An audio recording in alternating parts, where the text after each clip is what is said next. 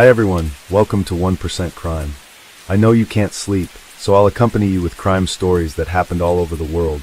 Before we get to the story, tell me where did you hear it from? And if you like this content, don't forget to like, comment, and subscribe. Let's jump straight into the story. On May 19, 2023, the investigation began at approximately 9:45 a.m. when Jeremy Bailey, 34 years old, called the police to report that he had just killed his wife, his parents-in-law, and the family's 3 dogs. When police entered the front door of the home, they immediately saw 2 dead dogs at the foot of the stairs leading to the upper floor. However, the 3 victims were found in 3 upstairs bedrooms, 1 in each room. Latent paramedics determined that all 3 victims were deceased. The 3rd dead dog was found in the basement of the home. The victims were later identified as Anastasia Stevens, 36, her father, Donald Stevens, 73, and her stepmother, Becky Stevens, 61.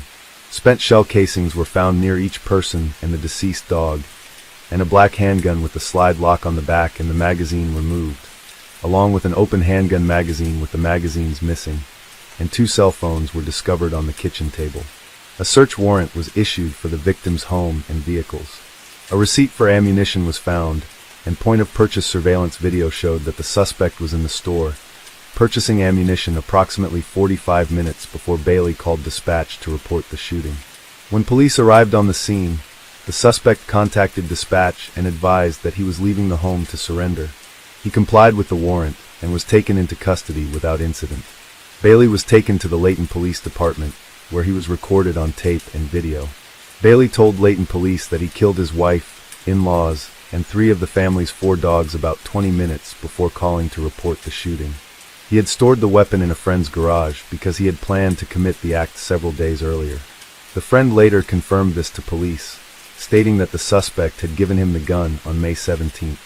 He was armed with a Springfield 9mm that had belonged to one of the victims and had forgotten about it until the day of the incident. Bailey had confessed to arguing with his wife before killing her and her parents. According to initial charging documents, one of the victims sent a text message to a therapist that morning, stating that they had serious problems that might require legal intervention. The victim added that they could not talk further because Bailey was in the house. On the morning of the murder, a short time after the shooting, Bailey posted on his wife's Facebook page that he had just killed everyone and listed his address. He described what he had done as a massacre. Bailey admitted to entering the bedroom and shooting Anastasia twice. His wife's family was in nearby rooms, and he shot them immediately after killing his wife. The gun he used belonged to one of the victims. During questioning, Bailey asked not to take his surviving dog to the dog farm and requested an attorney before being questioned. He also asked investigators if the death penalty and the firing squad were still available, stating that he would rather be executed than spend life in prison. Bailey was booked into the Davis County Jail, where he pleaded guilty to 3 counts of aggravated murder and 3 counts of discharging a firearm, all first-degree felonies. He is also charged with 3 counts of aggravated cruelty to animals. In October, Bailey accepted a plea deal during a virtual court appearance from the Davis County Jail. Bailey's chilling confession continued as he described his methodical approach to the murders, saying he had been planning them for days. When asked if he realized the severity of his actions, Bailey simply replied that he couldn't believe what he had done. His statement to police was described as cold and matter-of-fact, with no sign of remorse for the deaths of his family members and pets.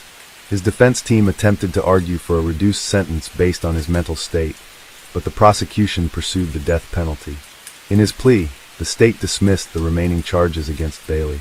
The charges against Bailey were also amended from aggravated murder to first-degree aggravated murder as part of the plea agreement. The court scheduled to deliver his sentence on December 12, 2023. That hearing is expected to finalize the terms of his sentence, considering the circumstances of the case, including his mental state and the events leading up to the crime. According to the planned timeline, at Jeremy Bailey's sentencing, he was sentenced to 3 consecutive life terms without the possibility of parole for the murders of his wife, Anastasia Stevens, her father, Donald Stevens, her stepmother, Becky Stevens, and 3 family dogs. Bailey pleaded guilty to 3 counts of aggravated murder. Although he was initially charged with premeditated murder, he avoided the death penalty due to his plea. The horrific case of Jeremy Bailey serves as a stark reminder of the dark consequences of domestic violence, premeditated violence, and the potential for deep anger to escalate into extreme actions. Bailey's calculated actions, which resulted in the deaths of his wife, her parents, and 3 family pets, underscore the chilling reality of premeditated violence. After the murders, Bailey's lack of remorse and cold demeanor during the investigation reflected his indifference to the gravity of his crimes. His crimes have not only taken the lives of his family members, but also caused deep pain for those around him. Now, he will have to pay for his barbaric actions for the rest of his life. Welcome back to my channel. Today we will learn together about the case of a grandson killing his grandparents. The case of Jeremy Dwayne Belt. Thomas and Janice Walker, both born in Colorado, have lived happily together for the past 60 years. They had a daughter and a grandson named Jeremy Dwayne Belt. They served on the Clearfield Citizens Patrol for more than 10 years, until 2019. Family and friends described them as loyal and selfless people, who quietly devoted without fanfare, always did good for others. On November 23, 2022, Belt, then 26, argued with his mother and said he believed his grandparents Thomas and Janice were trying to harm him. Belt told his mother he felt an electric current in the room and asked if she could feel it too. During the argument, he became angry and kicked his mother in the face. After being kicked, his mother left the house. Later, Belt meets his grandparents, Thomas and Janice, and he accuses them of trying to harm him. As they gathered their belongings and went to the garage to get their car with the intention of leaving, he followed them in. There he began using a small sledgehammer to destroy their car. His grandparents were unable to leave the garage because he had cut the motor cord to the garage door, preventing them from leaving. Next, Belt kicked his grandparents in the chest, continuing to use the small sledgehammer to attack them, causing head injuries to both of them. They fell to the ground and were unable to get up. He then left the garage, went into the bedroom to get a .22 caliber rifle, loaded it into the chamber, and returned to the garage to shoot his grandmother, Janice, in the head. When he realized he needed more bullets, he went to get more bullets, then returned to the garage to shoot his grandfather, Thomas, dead. After killing his grandparents, he returned the .22 caliber rifle to the room from which he had taken it. He closed and locked the gun room, then went into his bedroom in the basement.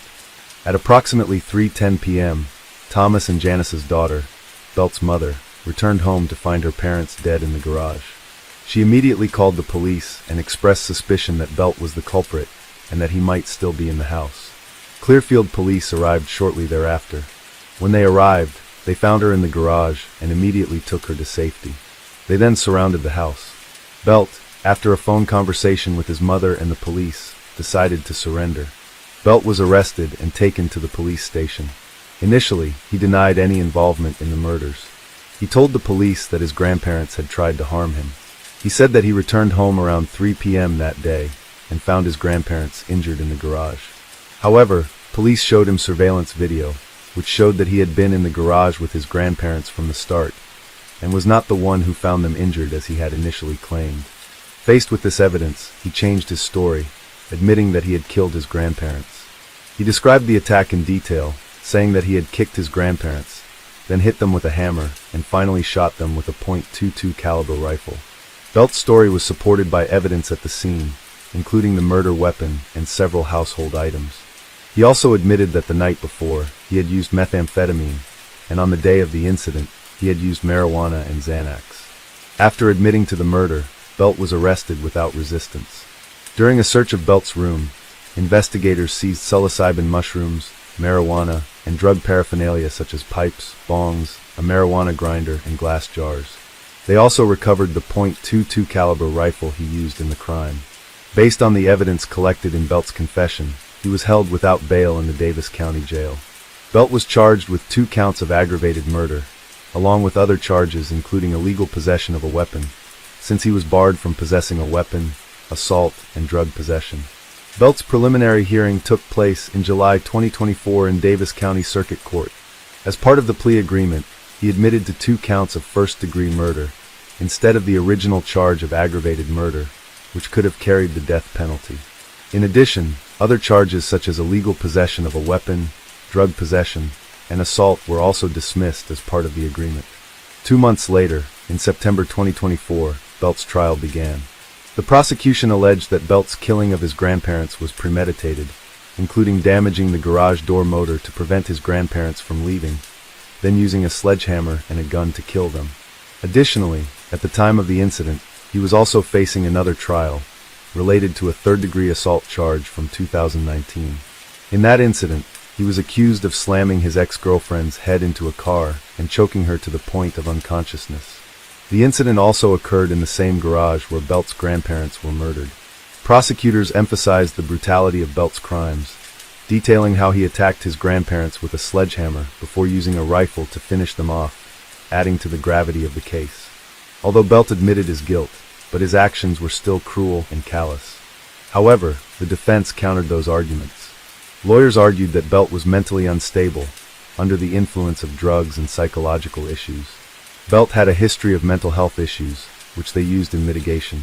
The defense negotiated a plea deal to reduce Belt's sentence, avoiding the death penalty. They argued that Belt's guilty plea and cooperation with investigators showed remorse, which merited mitigation. The use of stimulants such as methamphetamine and Xanax was cited as a factor in Belt's impaired control at the time of the crime. The defense attempted to prove that the crime was not entirely premeditated. They believed the attack was caused by Belt becoming angry and losing control during a tense family situation. Despite the defense's arguments, the overwhelming evidence and the seriousness of the crime led to Jeremy Dwayne Belt, 28, being sentenced to 2 consecutive prison terms, each lasting 15 years to life. The total sentence could range from 30 years to life, depending on the possibility of future parole. The court believed the killing were premeditated, including damaging the garage door to prevent his grandparents from leaving and using a weapon to commit the violent act. Welcome back to our channel. Today we are going to explore a new case. A child abuse case has caused outrage. Child abuse is not only a physical atrocity, but also a profound crime against humanity and morality. Such cases not only shock public opinion, but also raise significant questions about our responsibility to protect vulnerable lives in society. The case of Shanda Vander Ark is a typical example of this cruelty. The story begins when the body of a 15-year-old boy, Timothy Ferguson, was found in a state of severe neglect in July 2022. His emaciated body was discovered in a separate and polluted environment, exposing the horrors that took place behind closed doors. The police reported that Timothy was emaciated and weighed only 69 pounds. The boy's body also showed signs of hypothermia. From this point, the investigation revealed a series of horrifying events that no one could have anticipated. Let's delve into the details of this case to better understand what happened and to recognize society's responsibility to prevent and protect innocent victims. Authorities in Norton Shores, Michigan, immediately launched a criminal investigation after Timothy's body was found. Shanda Vander Ark, Timothy's mother, became the prime suspect. Evidence from the home showed severe signs of neglect and abuse, including physical injuries consistent with prolonged mistreatment. Shanda Vander Ark was arrested, and her surviving children were taken into protective custody. Investigators interviewed family members, neighbors, and school officials, which confirmed further allegations of abuse. Murder, child abuse, and neglect charges were filed as forensic evidence, and testimony built the case against her. Ark is facing first-degree felony charges of murder and first-degree child abuse. Prosecutors built a case against her using forensic evidence and witness testimony. The case has attracted attention due to the severe nature of the neglect and abuse Timothy endured. During the week-long trial, witnesses testified that Timothy slept in a small closet in the basement without any furniture or blankets, and a detective showed the court photos of the closet, noting that the only items in it were a blue tarp and an Amazon box. Police reported that the room smelled strongly of urine and feces. Authorities stated that security cameras were found throughout the home. Locks were installed on the refrigerator and pantry to prevent Timothy from sneaking food while the boy was severely malnourished. Timothy was placed in the care of his brother, Byron Ferguson, 20, who was also charged with complicity in his murder. Ferguson frequently expressed frustration with Timothy, saying in one text message, "I'm ready to kill Timothy." Text messages between Vander Ark and Ferguson accused the victim of faking his mental disability. According to testimony from Ferguson, Ark and Ferguson often discussed ways to make Timothy uncomfortable, such as making him stand facing a wall for hours at a time or sitting on a wall. Timothy was also sometimes forced to run up and down the stairs while Ferguson chased him. Ferguson admitted to punishing his brother by feeding him Carolina Reaper hot sauce on pieces of bread or pouring it directly into his mouth.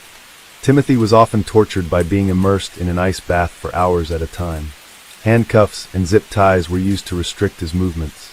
The day before his death, Ferguson said Timothy was unresponsive in the morning, and Ark asked him to use a painful method to wake him up.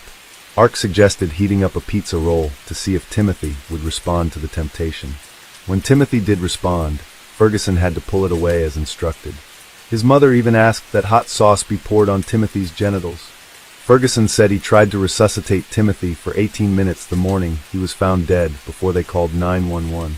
He stated that Ark told him to lie to the police and say Timothy was on a hunger strike. Ferguson initially lied, but later confessed the whole truth to investigators. Ferguson claimed that all of this was at Ark's behest, citing a desire to make his mother proud. During her testimony, Ark caused the court to temporarily stop the trial after she appeared to vomit or retch when shown photos of her son's body. She claimed that she did not remember many details about the days, weeks, and months leading up to Timothy's death. Throughout the trial, her attorney attempted to present her client as a hard-working and educated mother who did her best as a parent. However, the lead prosecutor repeatedly questioned how she treated Timothy, especially in comparison to her other children.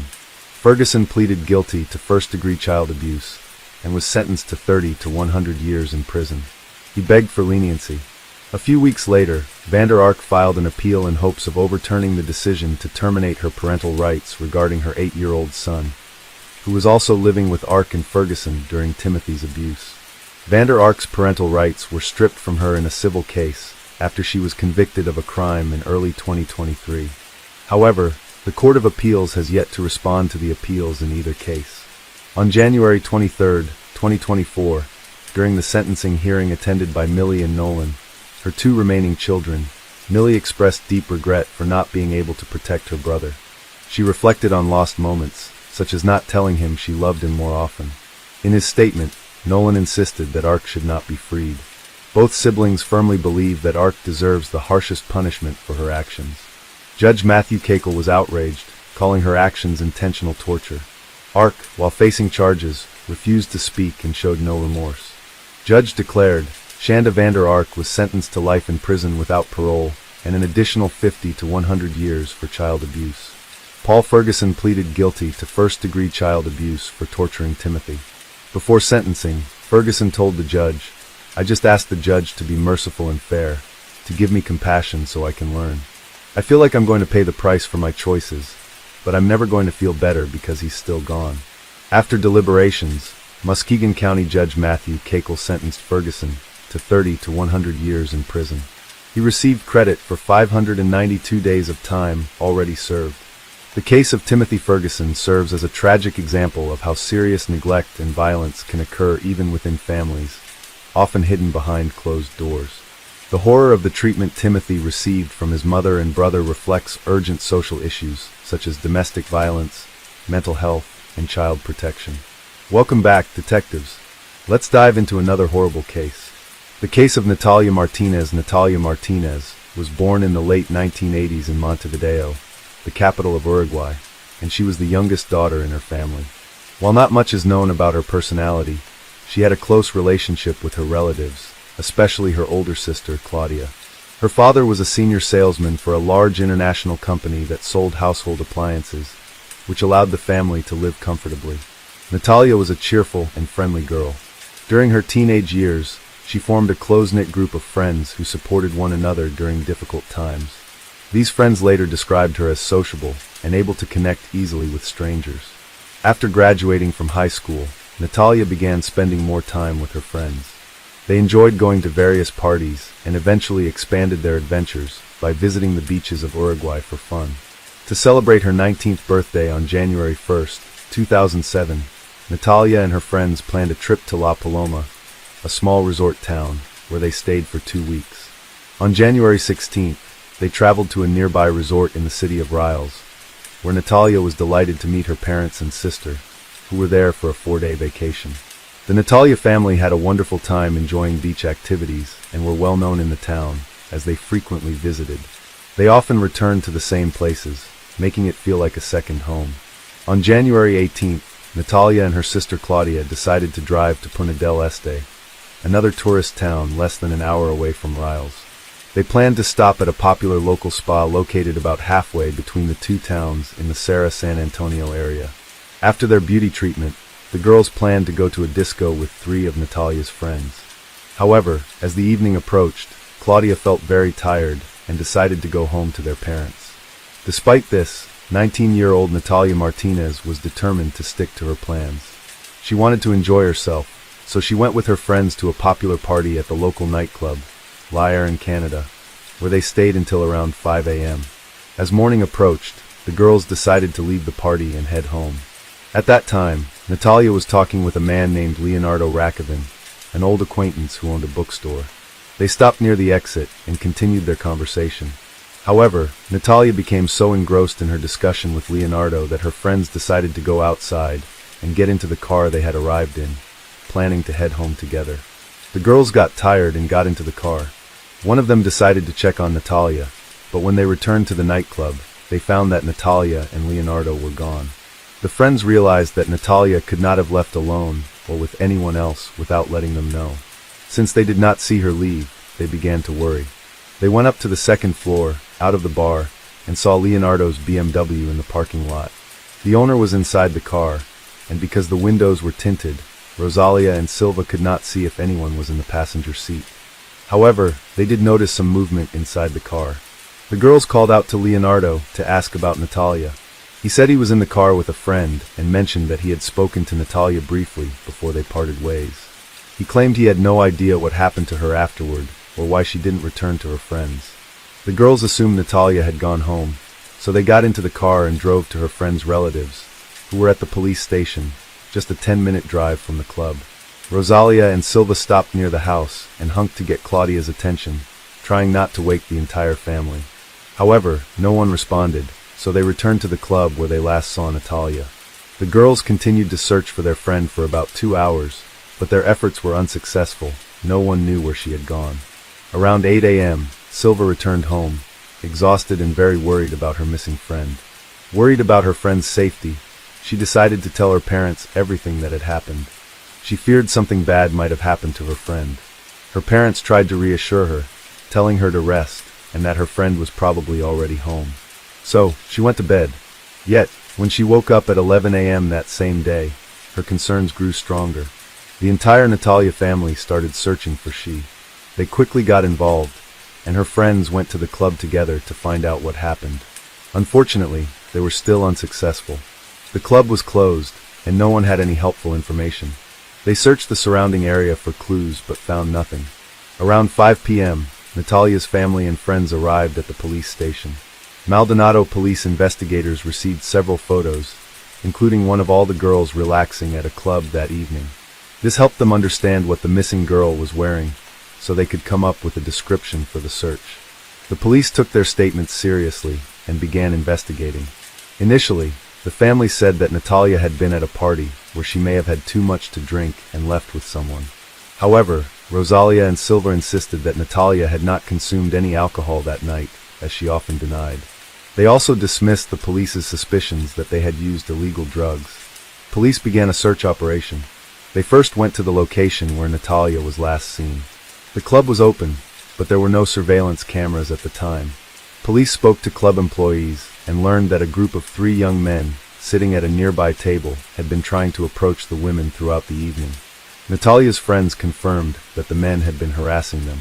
Despite this information, police ignored the group of young men and instead focused on the acquaintance with whom Natalia had been talking before she disappeared. It was no surprise that Leonardo immediately became the prime suspect, since he was the last person to see Natalia. However, all of Leonardo's acquaintances described him as a kind and calm person who had never shown any signs of cruelty before and was incapable of harming anyone. He was a young businessman. That night, his girlfriend waited for him in a car while he was talking to Natalia. After that, he said goodbye to Natalia and returned to the car with his girlfriend. From the car, he saw Natalia go down the stairs and go out onto the porch. From that moment on, Leonardo was distracted by his conversation with his girlfriend and did not see Natalia again. However, he was not worried about her, since he did not notice anything suspicious around. No one was screaming or making noise. Despite the police suspicions, Leonardo insisted he had nothing to do with Natalia's disappearance. However, the police did not trust him. They needed to conduct a thorough examination of the BMW he drove away in after the party. Several witnesses reported seeing a similar car in various locations around the city, including near a forest on the outskirts. One man claimed he spotted a couple having sex in a car that matched the description on the night she went missing, near a lake by the woods. Police obtained a search warrant for Leonardo's car. During the initial inspection, they found a long, dark hair on the floor of the BMW and sent it for analysis. However, it did not match Natalia. It belonged to someone else. The interior of the car showed no signs of suspicious activity, no blood, or evidence of a struggle. Police speculated that Leonardo had cleaned the car shortly after Natalia Martinez disappeared, which would explain the clean condition of the car. Police used this detail as part of the evidence against Leonardo. However, they still lacked the evidence to arrest him. On January 22nd, a passerby driving on the outskirts of Polis discovered several items on the roadside. Among them were a woman's handbag containing a wallet and a pair of women's shoes. The most crucial piece of evidence was linked to Natalia Martinez, a case that was currently receiving significant media attention. Recognizing the situation, the witness promptly contacted the police. Unfortunately, the media coverage also led to the spread of various rumors, which Natalia's family had to repeatedly deny. One such rumor suggested that Natalia was involved with drug dealers, implying that she had become a victim of criminal activities. However, Natalia's father publicly refuted these claims in an official television statement. Despite the situation, rumors continued to spread. Some claimed to have witnessed her being attacked or even murdered. Instead of receiving assistance from the media, police found themselves overwhelmed by numerous false testimonies each day that needed to be verified, complicating the investigation. Meanwhile, the media eagerly reported even the most outrageous theories. The story was considered compelling and attracted many readers, causing journalists to add fuel to the fire of chaos surrounding the case. The rumors about the missing girl were leveraged to boost newspaper sales. Natalia's family endured immense pain following her disappearance. A large-scale search operation was organized, involving many police officers, friends, family members, and hundreds of volunteers. It was quickly determined that there was no evidence of the girl near the nightclub, prompting the search to extend into more distant areas of Uruguay. Ultimately, the entire coast was thoroughly searched. Most of the search operations took place on land, using service dogs and later involving military and civilian aircraft. The city fire brigade also participated in the search and requested that the sewer systems be inspected. However, no traces of Natalia were found there either. By this point, law enforcement had largely concluded that Natalia was deceased, as the likelihood of finding her alive was very low. The critical window for finding missing persons is usually 48 hours.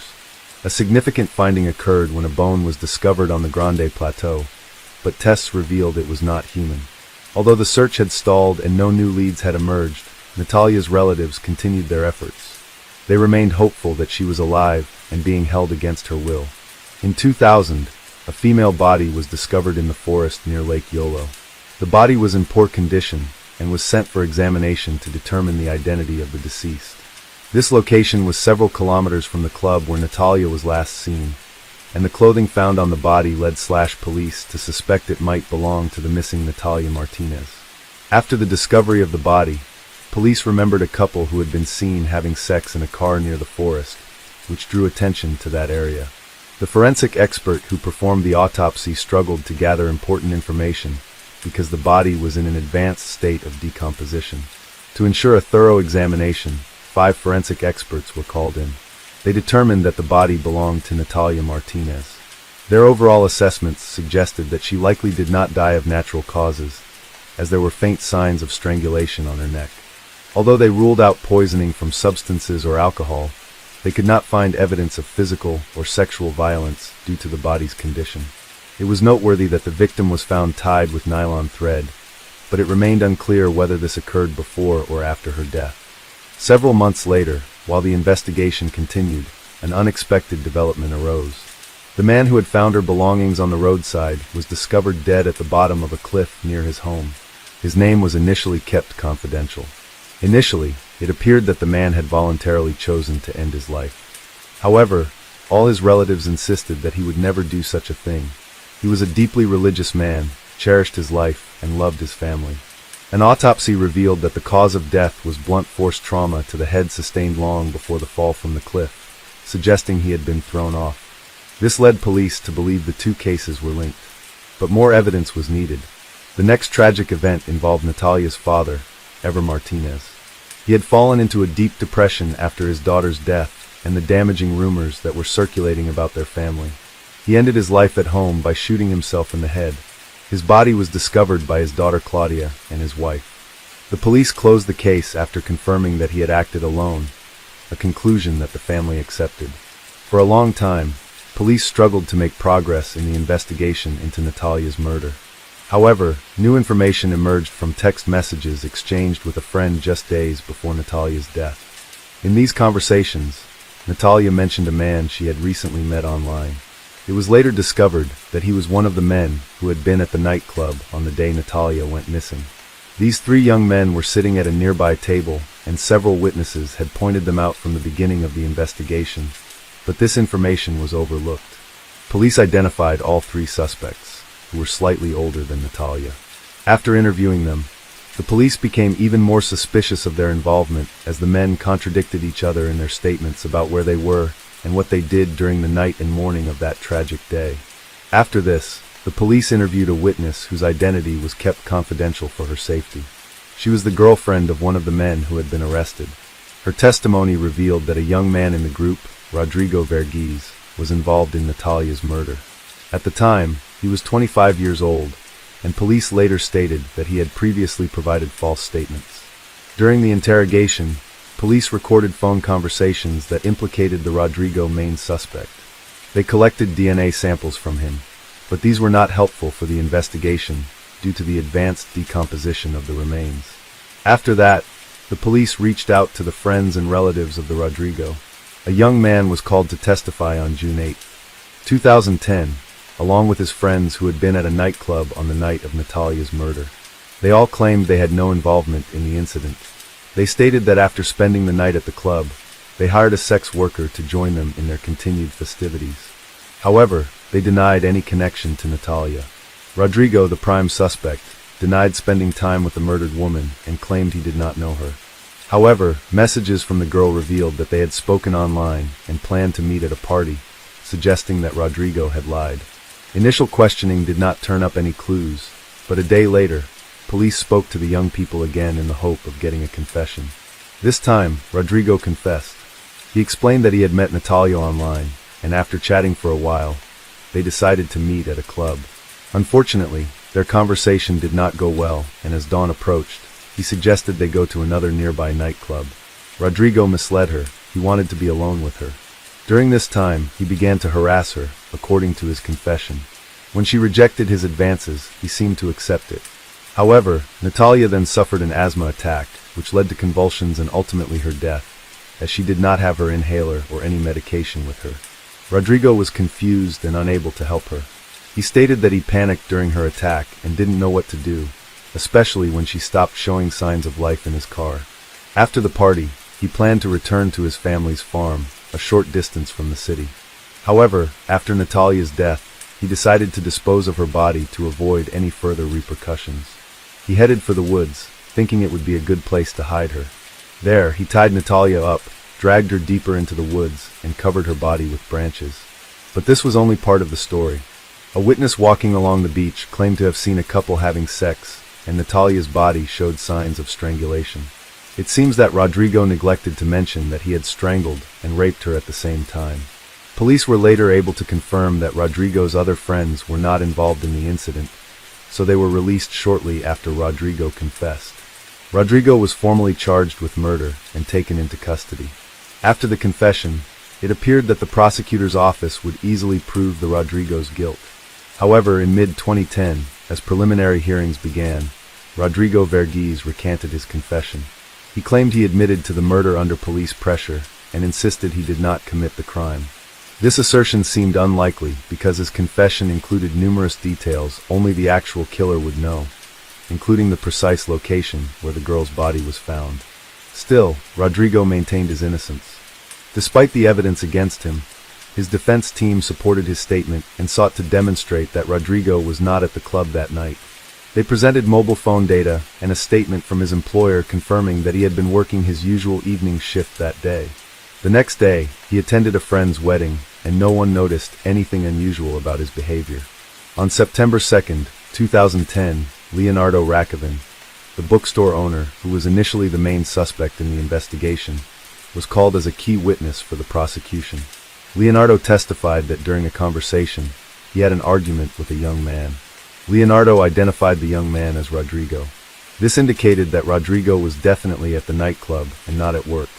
Natalia's friends also confirmed that he was at the nightclub that night. Forensic experts working with the prosecution provided insights based on the autopsy results. They noted that, due to the typical symptoms of asthma, the girl could not have died from an asthma attack so quickly. While she did experience an asthma attack, it could not have occurred instantaneously. It took several hours. Additionally, there were signs of strangulation on the victim's neck, which was likely the cause of death. Unfortunately, the experts could not provide further details about the victim's injuries. From late August to mid-September 2010, the prosecution successfully constructed a narrative of the crime, leading to Rodrigo Verghese being found guilty of Natalia Martinez's murder. He received a 9-year prison sentence. However, in February 2011, Rodrigo's lawyer submitted an appeal claiming that the court's ruling was incorrect and that the prosecution was biased. The lawyer argued that they failed to present a witness to the kidnapping or murder, nor did they provide any compelling direct evidence. Natalia's family expressed disappointment, saying that the criminal received the lighter sentence than the family had expected. Disappointed by this leniency, Natalia's relatives filed a civil lawsuit against Rodrigo Verghese for causing harm to Natalia's family, holding him responsible for her father's death. Initially, they mentioned that Rodrigo should pay $15 in damages. However, after further discussion, both parties agreed to increase the amount of damages to $7,000. The court rejected the request for a longer sentence. On October 27, 2014, the lawyer achieved his goal when Rodrigo, 29, was pardoned after serving only 4 years and 2 months in prison. His release was largely due to his good behavior while in custody. Hello friends, welcome to our channel. Today we're going to take a look at another horrible case with you.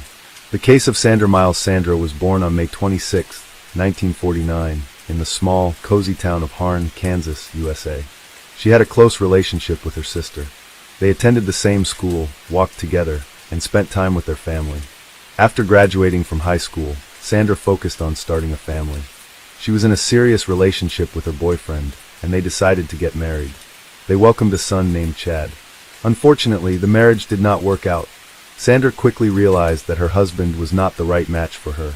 After the divorce, Sandra found another partner, but that relationship also ended in disappointment, leading her to break up with him as well. In 1976, Sandra, a single mother, got a job at a factory that made pumps and pistons for industrial machinery. This job required her family to relocate to a larger city, Hutchinson. In her new position, Sandra proved herself and gained the respect of management through her hard work and responsibility. She performed her tasks exceptionally well. It was during this time that she met her third husband, Jerry Miles. They were instantly attracted to each other, and their friendship quickly blossomed into romance, leading to their decision to marry. Their marriage happened rapidly, but it was evident that Jerry and Sandra truly loved each other and were eager to get married. A year later, Sandra was expecting a baby with her new husband. In September of that year, they welcomed their daughter, Tracy, who brought immense joy to her parents, especially Sandra, who had always dreamed of having a large family. During this time, their marriage appeared to be perfect. The couple had a strong bond and prioritized their family above all else. Jerry's children regularly communicated with him and participated in family events. He particularly enjoyed spending time with Tracy at the nearby lake. To outsiders, their marriage appeared perfect. However, only close friends and family knew of the underlying issue. After 7 years of marriage, Sandra could no longer endure her husband's alcoholism. This revelation shocked many, as she had previously concealed the problem. Sandra ultimately chose to end her marriage to her third husband, Jerry, and raise their children by herself. She thought Jerry was a kind man when he was sober, but he had difficulty managing his drinking. When he drank, he became a completely different person.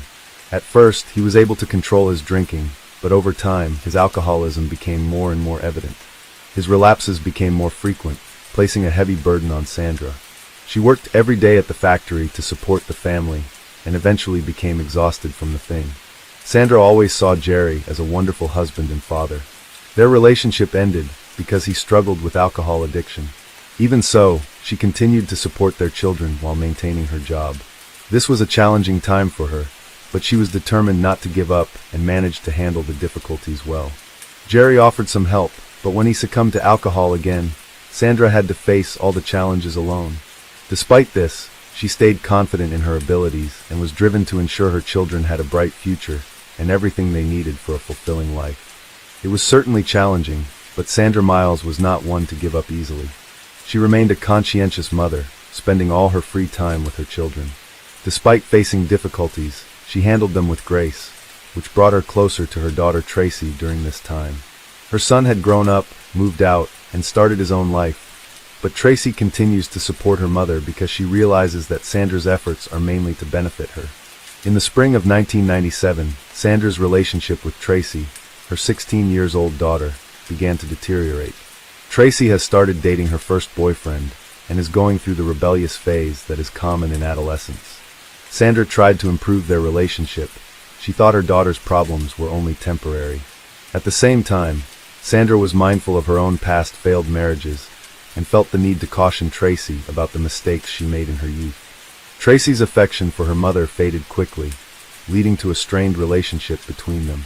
To win her daughter's love, Sandra bought Tracy a Black Moon car, which Tracy had longed for. This gift excited Tracy. She adored her car and made a point to arrive first at school every day so everyone would notice it. It seemed like Tracy had a bright future ahead, and she represented hope for Sandra. Sandra was determined to do whatever it took to help her daughter succeed. However, fate can be cruel. On March 20th, Sandra's son Chad and his girlfriend Mindy visited her with exciting news. Mindy was pregnant. Sandra was thrilled at the prospect of becoming a grandmother and eagerly anticipated the birth of her grandson. Unfortunately, Sandra would not live to see that moment. While Sandra's sister, Pat Douglas Butler, was having breakfast with her husband, she received an urgent call from Sandra's workplace. Sandra's employer reported that Sandra had been absent for 5 days. Concerned for her well-being, the boss tried to contact her but was unable to reach her. Pat also hadn't heard from her during this time, as they didn't typically call each other every day. Worried, Pat and her husband decided to visit Sandra's house to check if she was okay or if she needed help. When Pat and her husband arrived, they found the door locked and the house appeared deserted. This was strange because Sandra lived there with her daughter, Tracy, who was usually very active and should have been home at that time. Then, Pat and her husband went to the school to look for Tracy. The teachers were confused as Tracy had also been absent for several days. The class teacher, Noni, tried to call the family, but no one answered. Alarmed by the situation, Pat decided to call the police to report the disappearance of both Sandra and Tracy. The officers took Pat's statement and assessed the situation. When they arrived, Pat was waiting for them and handed over a spare key to the front door that she had kept. Law enforcement officers entered the house and immediately detected a strong, unpleasant smell of decomposition, unmistakable in nature. The experienced patrol officers recognized the importance of preserving the crime scene to protect the evidence, so they called for backup. When additional police officers arrived, they discovered the decomposed body of a woman lying on her bed, covered with a blanket. Upon removing the blanket, they found a power cord from a household appliance wrapped around her neck, indicating she likely died from strangulation. Additionally, there were multiple injuries visible on her face and head. Due to the severe level of decomposition, the victim's identity could not be immediately determined. It was unclear how many blows she had suffered or what exactly was hit with, but it was clear that her death was not natural, it was a murder. A forensic medical examination was needed to understand the details surrounding her death.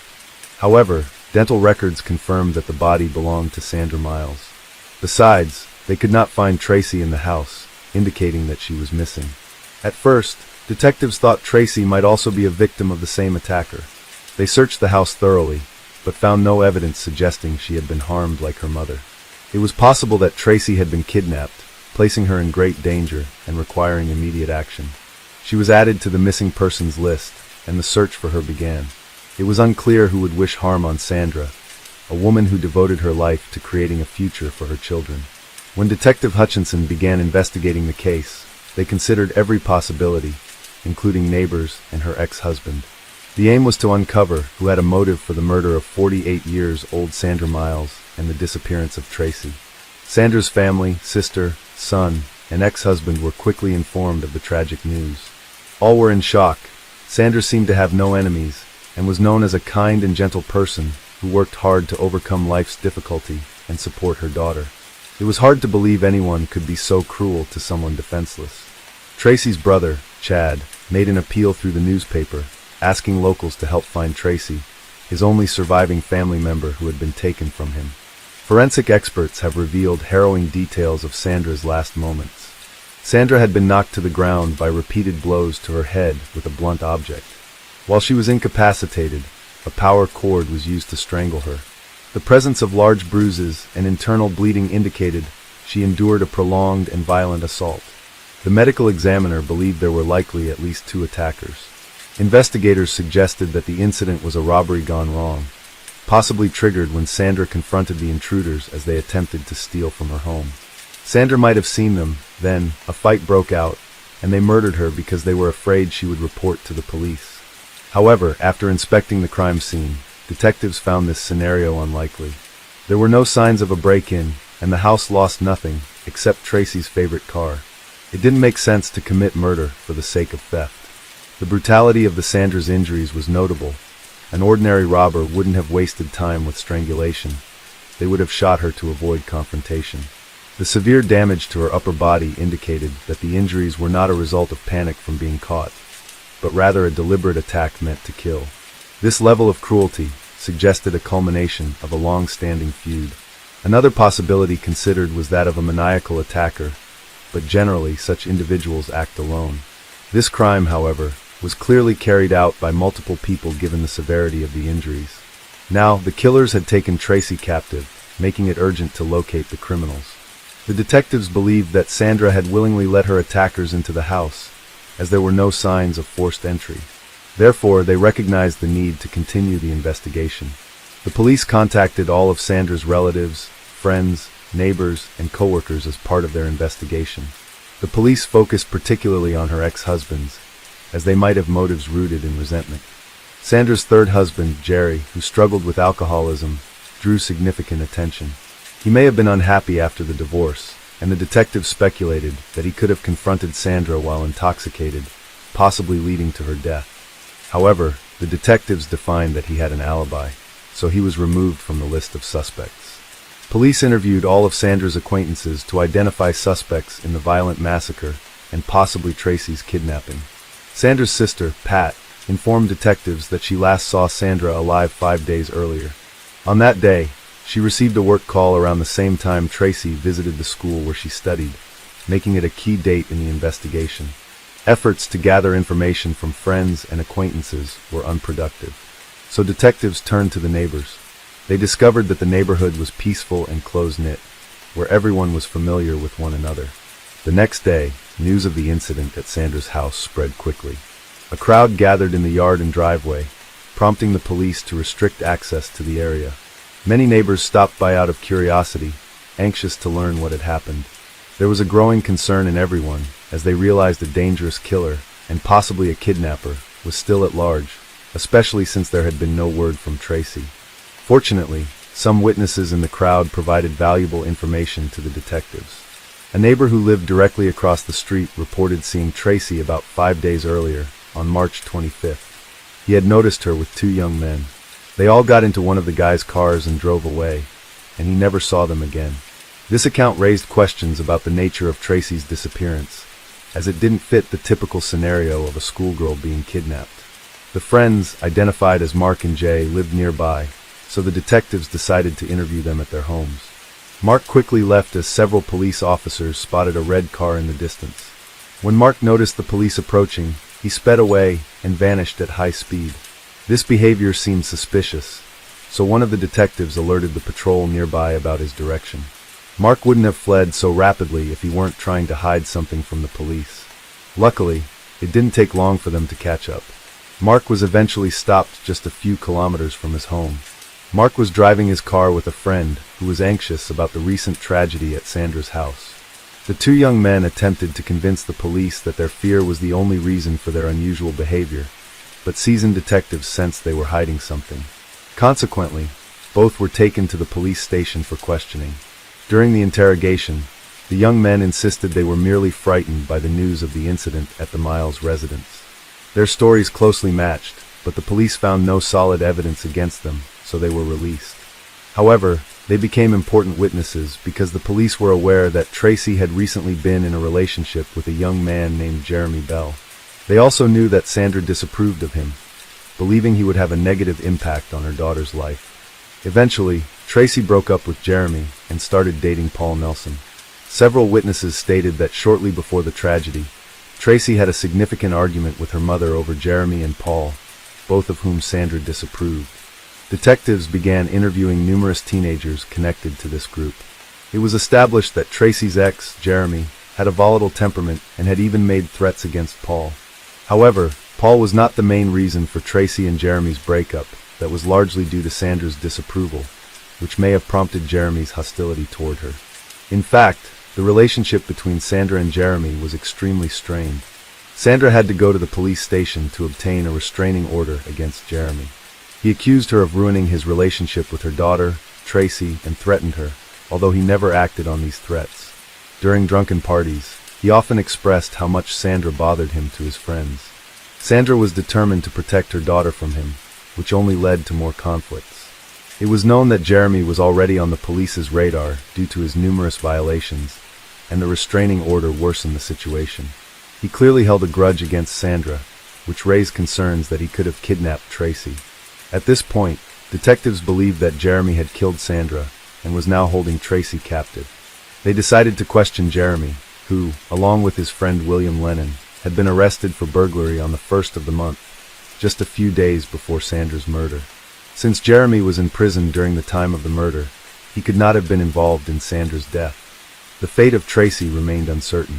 The kidnapper had not made any demands, leading the police to fear that she might already be dead, although there was still a chance she was being held hostage.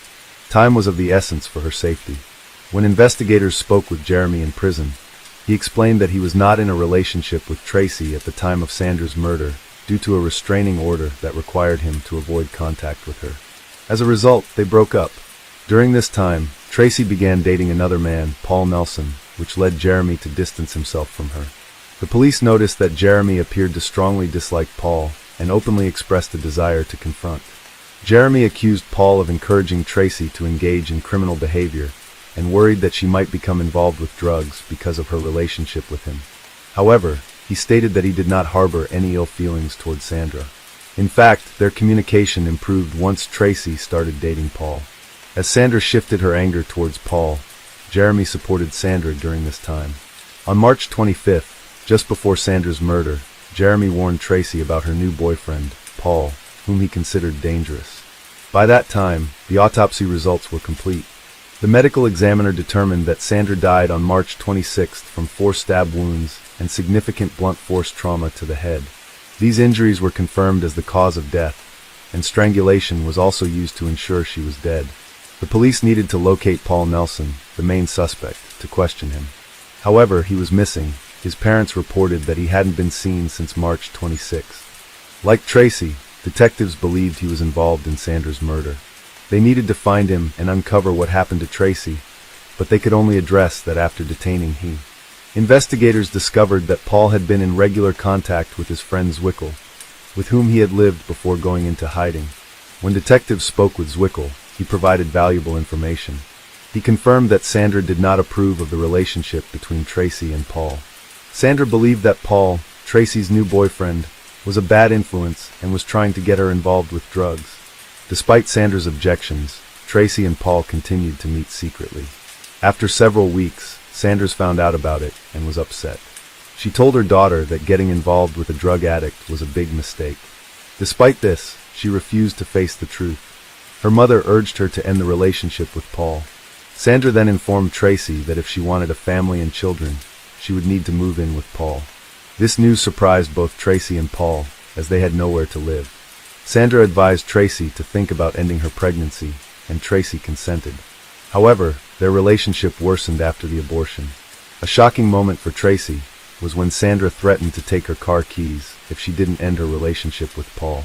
This tension may have led Paul to develop a grudge against Sandra, who he and Tracy saw as an obstacle to their relationship.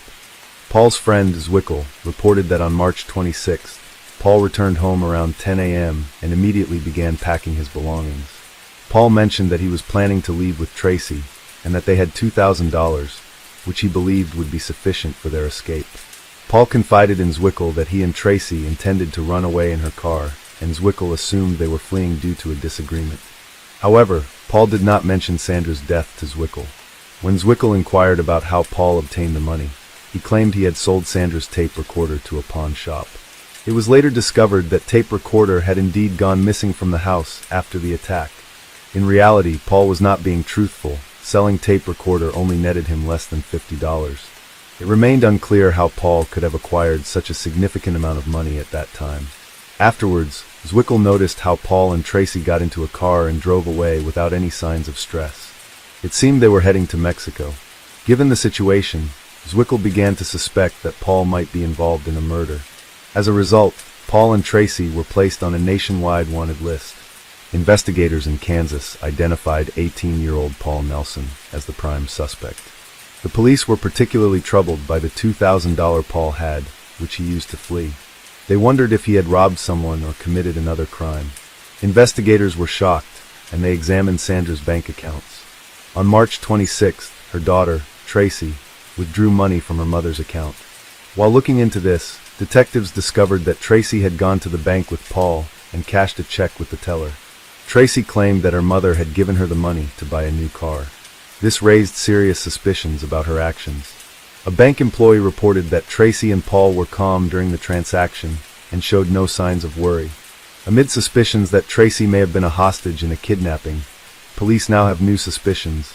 It seemed Paul's friend, Zwickel, was telling the truth. Could Tracy actually be a willing participant in the crime instead of a hostage? To investigate further, they reached out to Tracy's best friend, Candace Keno. Candace revealed that on March 25th, Tracy had called her to share that a serious conflict had erupted with her mother. Tracy's mother had taken the car key away from her and threatened to kick her out. This created evident hostility between them. Candace mentioned that following this incident, Tracy decided to run away with Paul and admitted this during their phone conversation. The officer's doubts were confirmed. It became clear that from the very beginning, no one had actually tried to keep Tracy as a hostage. The police confirmed that Tracy and Paul had crossed the border into Mexico and subsequently got lost. After some time, a United States Border Service officer informed the police that Tracy and Paul had re-entered the U.S. near El Paso. The reason for their return was unclear, but it was evident that they were in trouble. Efforts to locate the couple intensified. On April 8, Candace contacted investigators to report that she had spoken with Tracy on the phone. Candace provided the police with Tracy's phone number. Tracy and Paul was located on the outskirts of El Paso, and later, that day, investigators apprehended Paul. Candace agreed to make another call to help detectives pinpoint the location from which Tracy had called. Tracy and Paul was arrested and taken to the police station for questioning.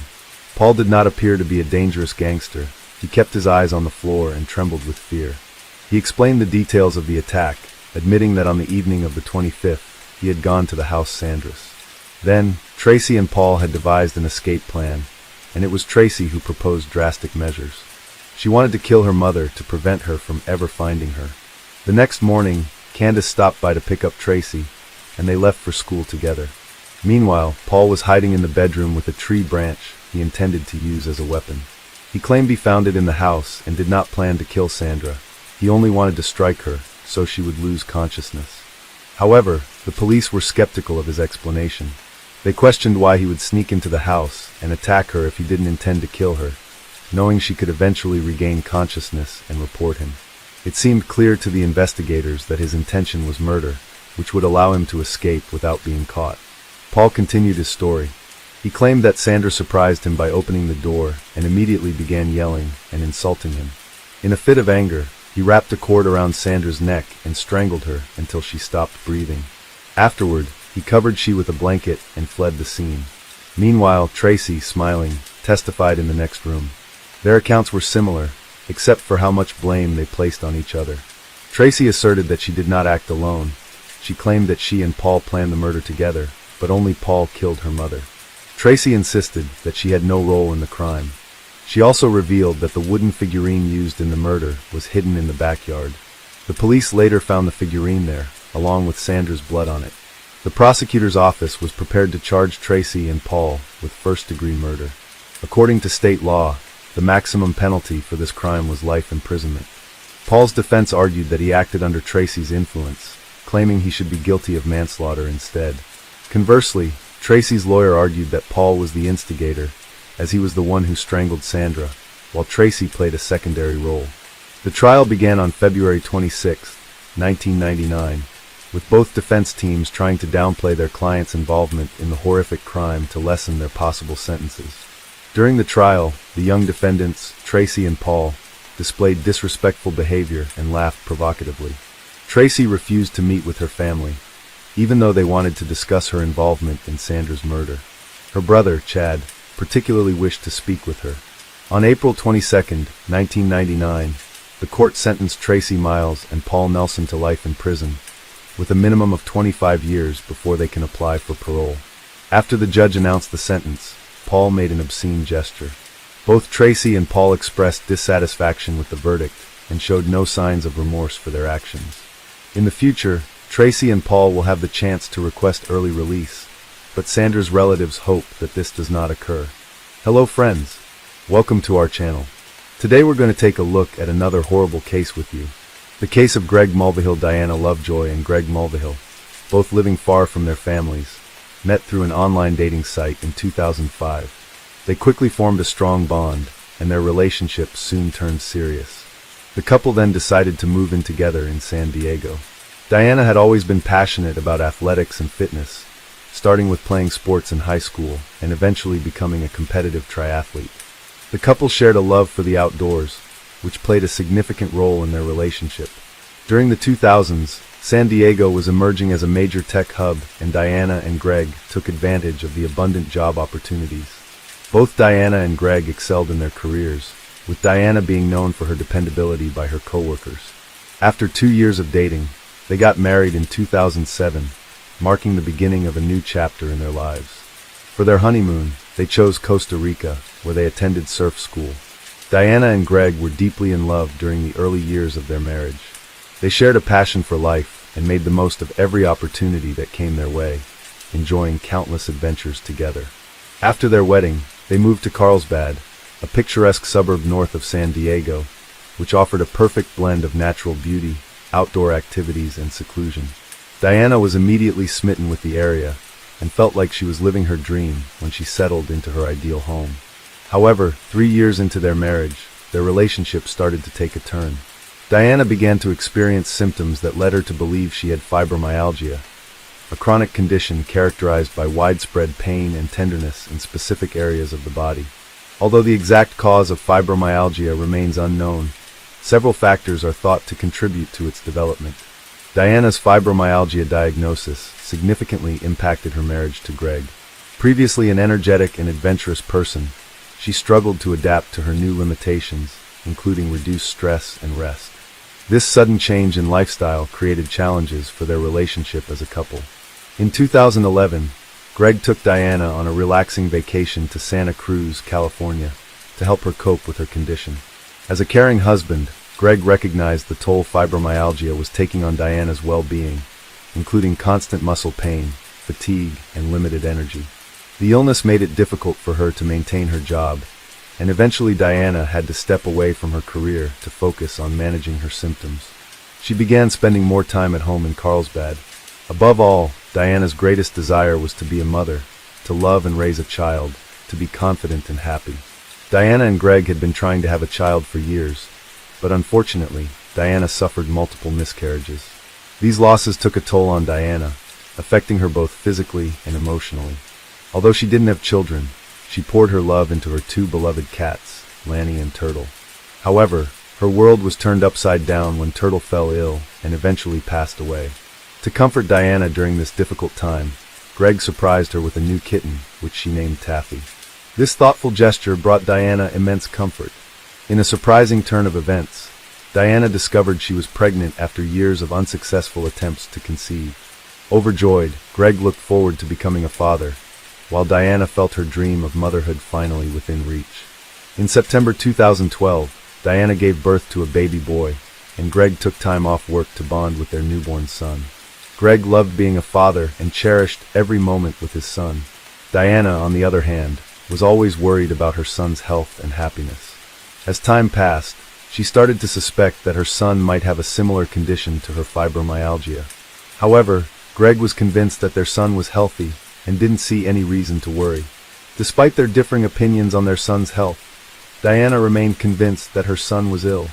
She began researching extensively and discovered a medication called guaifenesin, which was similar to Mucinex and often used to treat chest infections. Some people believed it could also alleviate fibromyalgia symptoms. Diana was determined to give her son high doses of guaifenesin, but Greg strongly opposed the idea, fearing it was unnecessary and could harm their son. This disagreement over their son's health care created growing tension in their marriage. Diana and Greg's marriage became increasingly strained after Greg suffered a shoulder injury that forced him to quit his job. As a result, the household income decreased and Diana took a sales job to compensate. She also tried to earn extra money by creating online cooking videos, with Greg handling the camera work. However, this venture didn't yield the desired results. Diana also appeared in promotional videos for kitty litter, but this effort also failed to bring in significant revenue.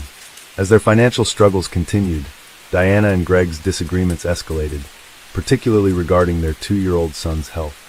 By this point, they were constantly fighting and their relationship was in jeopardy.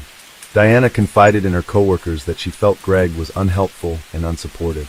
In July 2014, Greg had a disturbing encounter with a police officer, who questioned him about allegations of abuse made by Diana. According to the officer, Diana had filed multiple police reports against Greg, leading to his removal from the family home. Diana and their son were allowed to stay, leaving Greg to face the consequences of the allegations. Diana told a trusted friend that she had been assaulted by Greg while she was sleeping. She took medication that made her drowsy, and when she started to wake up, she realized Greg was touching her inappropriately without her permission. Diana also accused Greg of sexually abusing their son. The authorities, including Child Protective Services, got involved after Diana made these allegations.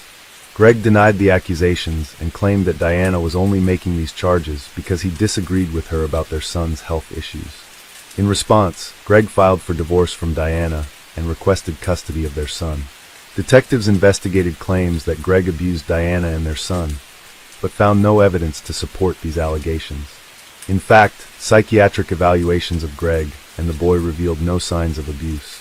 A judge ultimately dropped the case and granted Greg 50-50 custody of their son, much to Diana's dismay. Despite this, Diana remained committed to being a good mother and distancing herself from Greg and the associated drama. As part of their divorce agreement, Diana stayed in the house and agreed to compensate Greg for his share of the property. By 2016, the former couple had managed to establish a relatively peaceful co-parenting arrangement, with each having equal access to their son. However, this fragile peace was shattered on September 1, 2016, when the Carlsbad Police Department received a call from Jason Kovac, a friend of Greg's. Jason called 911 to report that his friend Greg had been shot multiple times and was bleeding severely. A patrol officer from the Carlsbad Police Department responded immediately and found Jason and Greg on the side of the road. Jason told the officer that the shooting had occurred about half a mile away. The officer quickly realized that waiting for an ambulance would put Greg's life at risk, so he decided to drive Greg to the hospital himself. Meanwhile, the SWAT team arrived and began searching the area for the shooter, but they couldn't find anyone. At the hospital, doctors rushed Greg into emergency surgery, where they discovered he had a gunshot wound to his chest.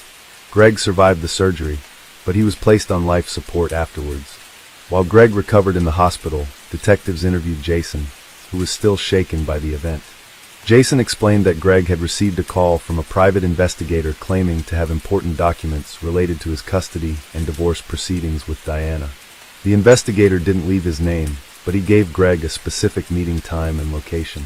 Greg was initially hesitant, but his curiosity got the better of him, and he asked Jason to come along for backup.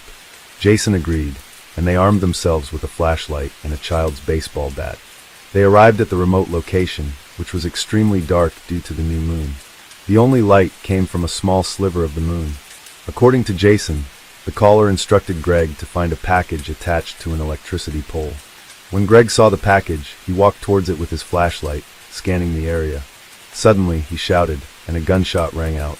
Greg and Jason started running for their lives, with bullets whizzing past their heads. They eventually reached their car, where Jason realized Greg had been shot, and called 911.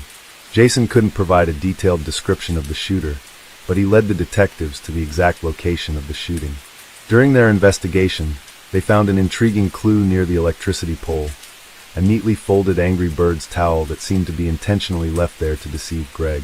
Jason reported hearing 6 gunshots, but the investigators found no evidence of shell casings or a weapon.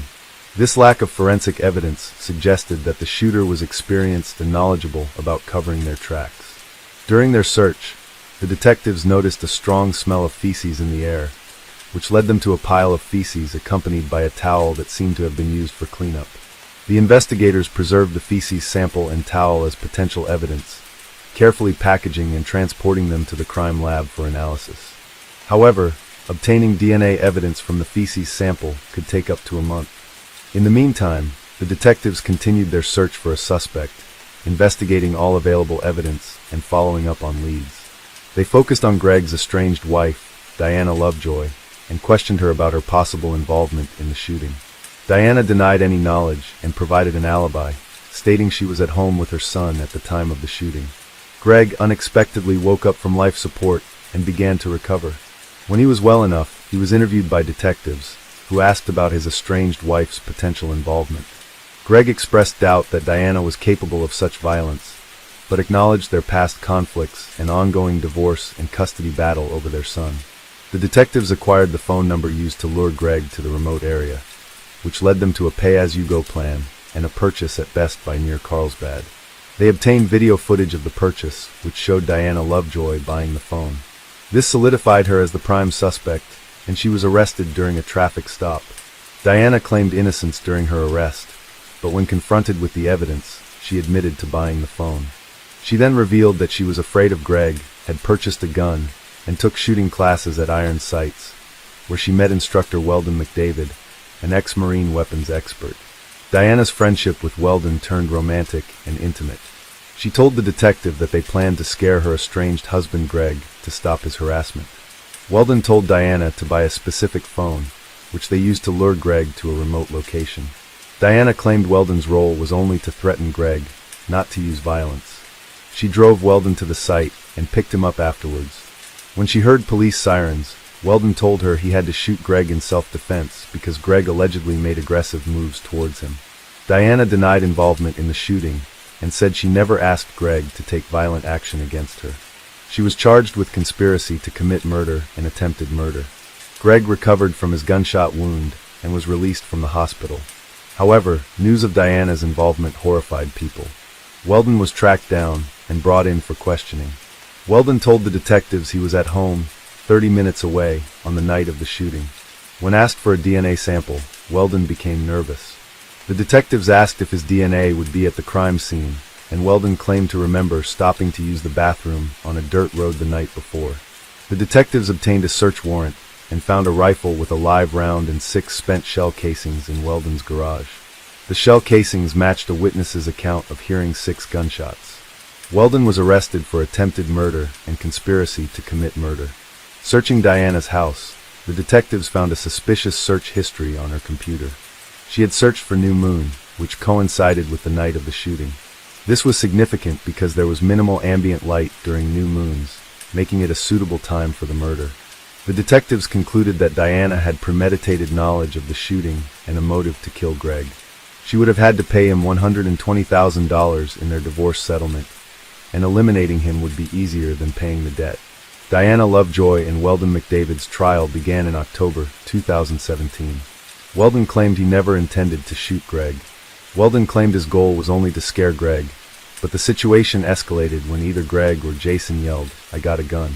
Weldon stated that, as a skilled marksman, if he had wanted to kill Greg, he would have been able to do so. However, the prosecution presented a different theory. They argued that Weldon did not shoot and kill Greg because Greg shone a flashlight in Weldon's eyes, disorienting him due to the darkness. Having sat in the dark for an extended period, Weldon's sense of direction was impaired. This ultimately saved Greg's life. The jury found Diana Lovejoy and Weldon McDavid guilty of conspiracy to commit murder and attempted murder. Upon hearing the verdict, Diana collapsed, although the state believes she was faking it. Weldon was sentenced to 50 years to life, while Diana was sentenced to 26 years to life. Both maintain their innocence. Hello friends, welcome to our channel. Today we're going to take a look at another horrible case with you. The case of Bianca Roberson. Bianca Roberson, born on October 17, 1998, Bianca grew up to be a remarkable individual. She excelled at Bayard Rustin High School, earning straight A's and graduating with honors. Her impressive academic record earned her a 4-year merit scholarship to Jacksonville University in Florida, where she planned to major in criminal justice and pursue her dream of becoming an FBI forensic agent. Bianca was a multi-talented young woman who had been involved in various activities throughout her life. She was a Girl Scout, a cheerleader, and a basketball player. She also had a passion for music, taking lessons in flute, violin, clarinet, and guitar. Additionally, she was an artist. Bianca lived with her mother and maternal grandmother, Josephine Perry, and was excited to experience the independence and challenges of dorm life. However, her plans were tragically cut short. On June 28, 2017, Bianca, her mother, and grandmother went shopping at Walmart to prepare for her upcoming move to Florida. Bianca Roberson was tragically killed in a car accident on a road she knew well.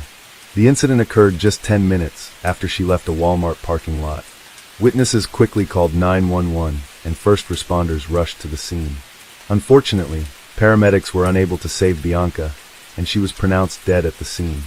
Initial observations suggested that Bianca's severe head injuries were caused by her car veering off the road. However, as police interviewed eyewitnesses, a crucial detail emerged. A witness reported that Bianca's car had collided with a red pickup truck, which had fled the scene without stopping.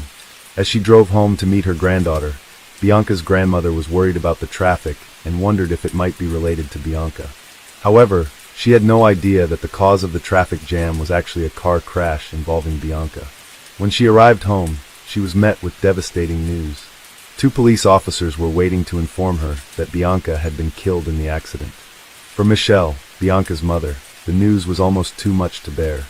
Losing a child is every parent's worst nightmare. Michelle, a nurse from Delaware County, was still grieving the loss of her 22-year-old son, M.L. James Rowley, who had passed away from a heart condition in 2013. She had hoped that time would ease her pain, but instead, it had only intensified with the loss of her daughter. Michelle Robertson is struggling to cope with the loss of her second child. "I'm just existing," she said, feeling lost and without purpose. Her children were her reason for getting up in the morning, and now she feels like a mom without kids. After her divorce from Rodney Robertson in 2006, they managed to put aside their differences and work together as amicable co-parents thanks to their daughter Bianca. Michelle acknowledged that their divorce was not easy, but Bianca's presence helped to calm the tension. "Bianca didn't like it when I spoke harshly to her mother, and she would correct me," he said. Bianca's love for her family, especially her father, brought them closer together. Rodney admitted that Bianca was his favorite, and her devotion to family was inspiring. Bianca's father proudly said that his daughter was one step closer to achieving her dream of becoming an FBI forensic specialist. Bianca was excited to be on her own, but her future career was her main focus. Her hard work had paid off, as she had received a 4-year merit scholarship to Jacksonville University, one of the 3 schools that had accepted her out of the 4 she had applied to. Bianca's father said she had also been accepted to Coastal Carolina and the University of Georgia. Investigators were seeking CCTV footage to confirm the initial belief that Bianca's car veered off the road after colliding with a red pickup truck. If this were the case, it would imply that Bianca's death was no accident, but rather a deliberate act that required the police to identify a perpetrator. However, the truth revealed during the investigation proved even more stunning. While awaiting the CCTV footage, a significant development in the case occurred. It was initially assumed that Bianca's death resulted from her car crashing and hitting her head. Yet, during the autopsy, forensic experts made a startling discovery. There was a bullet in Bianca's head. This revelation drastically altered the course of the investigation. What initially seemed like an accident and later a collision with a red pickup truck was revealed to be a death caused by a gunshot wound to the head. The autopsy report's findings prompted detectives to meet with Bianca's family, bringing devastating news that her death was no accident. This revelation sent shockwaves, especially for her mother, Michelle, who couldn't fathom why anyone would harm her daughter. Bianca had a close-knit relationship with those around her, and her family couldn't identify anyone who might have wished her harm. Desperate for answers, the Robertson family relied on investigators to identify the person responsible for Bianca's tragic death. Upon reviewing the security footage from the Walmart her family visited on the day of her death, detectives found no suspicious activity. The detectives closely examined the family's actions from the moment they left their cars to the time they departed the parking lot. They dismissed the possibility that someone from Walmart could have followed Bianca and shot her, as she had not argued with anyone during their visit. The family had simply shopped, loaded their purchases into Bianca's car, and left. The investigation suggested that the motive for Bianca's death might be linked to an incident that occurred while she was driving home on the highway. Bianca's mother recalled, "We packed all the bags into Bianca's car," referring to the 2009 Chevy Malibu they had purchased for her 16th birthday from CarMax. Michelle recalled that her mother had chosen the car Bianca was driving when she first got her permit. According to Michelle, Bianca's mother said that Bianca had gotten everything she wanted, but Michelle didn't think of her as spoiled. Instead, she believed Bianca was simply loved and also willing to work for the things she desired. In fact, Bianca started her first job at McDonald's when she was 15 and soon switched to a dietary aid position at the White Horse Village retirement community in Delaware County. Michelle remembered that she had received a large number of letters and cards from the residents at White Horse Village who adored Bianca. After the police obtained traffic footage from CCTV cameras, Michelle pointed out that there were no cameras at the exact location where Bianca veered off the road. However, there was a camera about a mile away. To help illustrate the location, Michelle suggested looking at Google Maps. According to the map, Bianca lost control of her car where two lanes merged into one. When investigators reviewed the recording, they found evidence that supported the account of Bianca's encounter with the driver of the red pickup truck. The footage showed the cars traveling side by side, approaching a point where the lanes merged into one. It's possible that the conflict began when one driver failed to yield to the other. Given the tragic outcome, investigators inferred that the driver of the red pickup truck might have been the one who fired the shot. However, the poor quality of the footage made it impossible to read the pickup truck's license plates or see the driver's face. Nevertheless, from that point on, the driver of the pickup truck became the primary suspect in Bianca Roberson's death. Detectives were tasked with identifying the man, but they only had a blurry image to work with.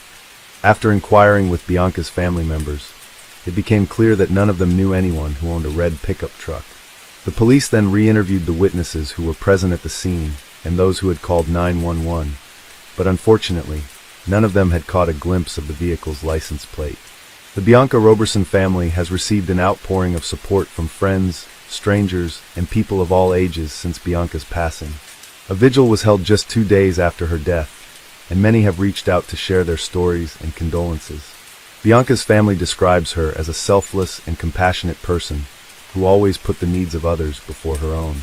According to her mother, Michelle, Bianca would often take in children who were in need, even if it meant sneaking them into their home without permission.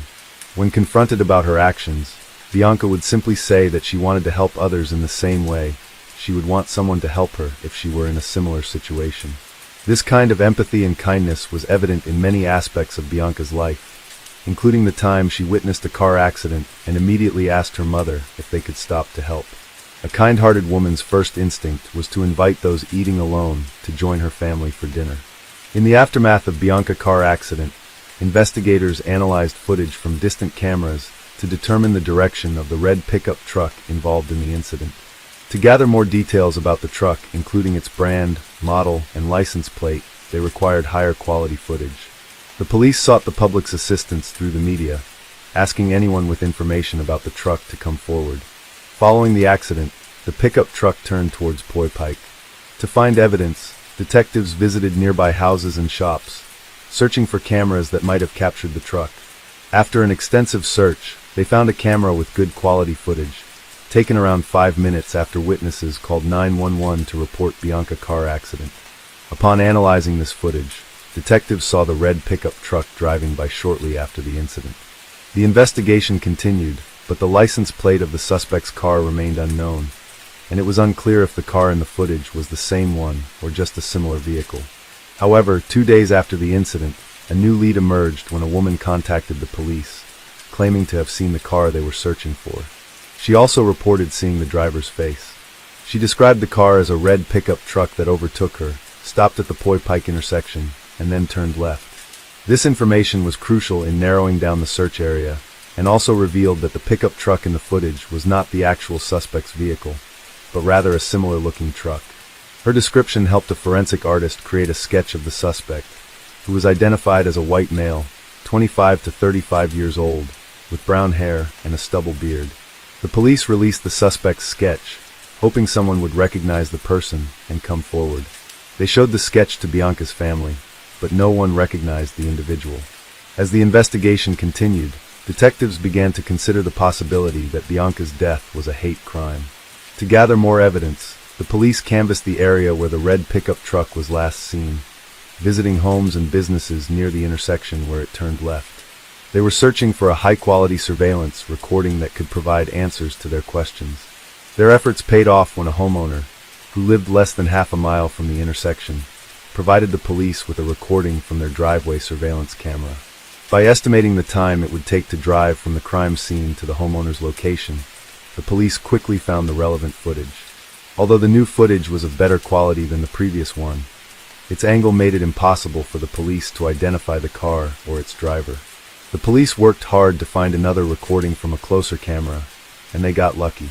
Although the license plate was not visible, they were able to identify some unique features of the car. These features included a sticker on the right side window, a vertical dent on the passenger door, and damage to the hood. With these details, the police had a much better chance of finding the car.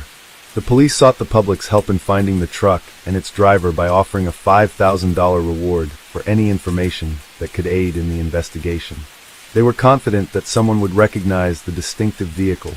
3 days after Bianca Roberson's death, a lawyer contacted the police station on behalf of a client who wanted to turn himself in, stating that his client was connected to the incident that resulted in Bianca's death. The incident occurred on a recent Wednesday at approximately 5:30 p.m. Bianca Roberson, an 18-year-old who had just graduated from Westchester Ruston High School, was driving on Route 100, a two-lane highway, on her way to Jacksonville University. Her life was full of promise, with a loving family and a bright future ahead. As she approached the merge with Route 202, the road narrowed from 2 lanes to 1. A common merge on a southeastern Pennsylvania highway turned deadly last Wednesday when a dispute over positioning escalated into violence. Bianca Roberson was merging from 2 lanes to 1 when a man in a red pickup truck, also merging, became agitated and shot her in the head. The suspect, 28-year-old David Desper of Pennsylvania, surrendered to police with his lawyer. Although he refused to testify, he consented to a search of his home and revealed the location of his pickup truck. David was subsequently arrested and charged with Bianca Roberson's murder. The police tracked down the suspect's vehicle, a pickup truck, at a location David had previously mentioned. Unique features on the truck, such as stickers on the windows and damage to the body, made it unmistakably clear that it was the same truck involved in the crime. The investigators searched David's residence and found the firearm that was used to shoot and kill Bianca Roberson. Despite this major breakthrough in the case, the authorities remained baffled as to the killer's motivation. Over 800 loved ones and members of the community attended a heart-wrenching farewell ceremony at the St. Paul's Baptist Church in the suburban Westchester borough, which lies approximately 25 miles during the funeral service. Many people paid tribute to she, including her brothers, officials from her high school, the chief admissions officer from the university she was set to attend, and friends. In his eulogy, Pastor Wayne Croft Sr. drew a comparison between the shooter and 2 other infamous cases: George Zimmerman, who shot and killed Trayvon Martin, a black teenager, in Florida in 2012 and was acquitted of murder in 2013, and Michael Dunn, who shot and killed Jordan Davis, another black teenager, in Florida in 2012 after a dispute over music. Dunn was convicted and sentenced to life in prison plus 90 years. The pastor expressed the sentiment of the black community, stating that regardless of whether Bianca's murder was a result of road rage or racism, the fact remains that a brilliant young black woman's life was lost. During the trial in September 2018, David Desper was asked to explain his motive for committing the crime. Instead of providing an answer, he requested forgiveness from Bianca's family. For Bianca's parents, the thought of facing their daughter's alleged killer was daunting. To show their support and unity, Rodney had arranged for family members and friends to wear t-shirts with Bianca's face on the front as they gathered at the Chester County Government Services Center. The family of Bianca Roberson wore bracelets with a poignant message, "Bianca Roberson, a rose in God's garden." They also held a banner that read "Justice for Bianca Nicole Roberson," a reminder of the tragic event that took her life on June 28, 2017. Rodney, Bianca's father, expressed his uncertainty about how he would react when he saw the man responsible for his daughter's murder. "I don't know what I'll do when I see him," he said. "The man who held the gun that took my daughter's life, he just took her dreams away. He had no right to do that." Michelle, Bianca's mother, struggled to come to terms with the loss of her child. "I want to hold her, comfort her, and bring her back," she said through tears. The prosecutor argued that the traffic conflict occurred because Bianca failed to yield when the lanes merged into one. In response, David Desper rolled down the passenger side window and fired a shot. Realizing the severity of his actions, David Desper fled the scene, leaving his pickup truck with a friend in Pennsylvania, and attempted to escape to Delaware. However, after his sketch and the distinctive features of his pickup truck were publicized in the news, David Desper decided to hire a lawyer and surrender. The police investigated his social media accounts and interviewed his friends, but found no evidence to suggest that the crime was motivated by bias. As a result, David Desper was not charged with a hate crime. District Attorney Hogan stated that there was no indication that the crime was racially motivated or a hate crime. However, many people disagreed with this assessment. Before the sentencing, the defense portrayed David Desper as harmless and immature for his age, describing him as a big kid who enjoyed playing with cars in his free time. They argued that David Desper had essentially handed the case to the government by turning himself in. The defense claimed that David Desper was driving home when another car startled him, causing him to fire the gun. They maintained that David Desper was not a menacing individual. Prosecutor Chris Miller countered that a 28-year-old man driving with a loaded firearm is not a big kid. He emphasized that David Desper's actions were those of a responsible adult. Ironically, David Desper's own mother had shared a Facebook post about the police searching for the person who murdered Bianca Roberson, unaware that the suspect was her own son. Wendy Desper expressed her love for Bianca's family and apologized for her son's actions. "I'm so sorry for what my son did," she said as her son wept.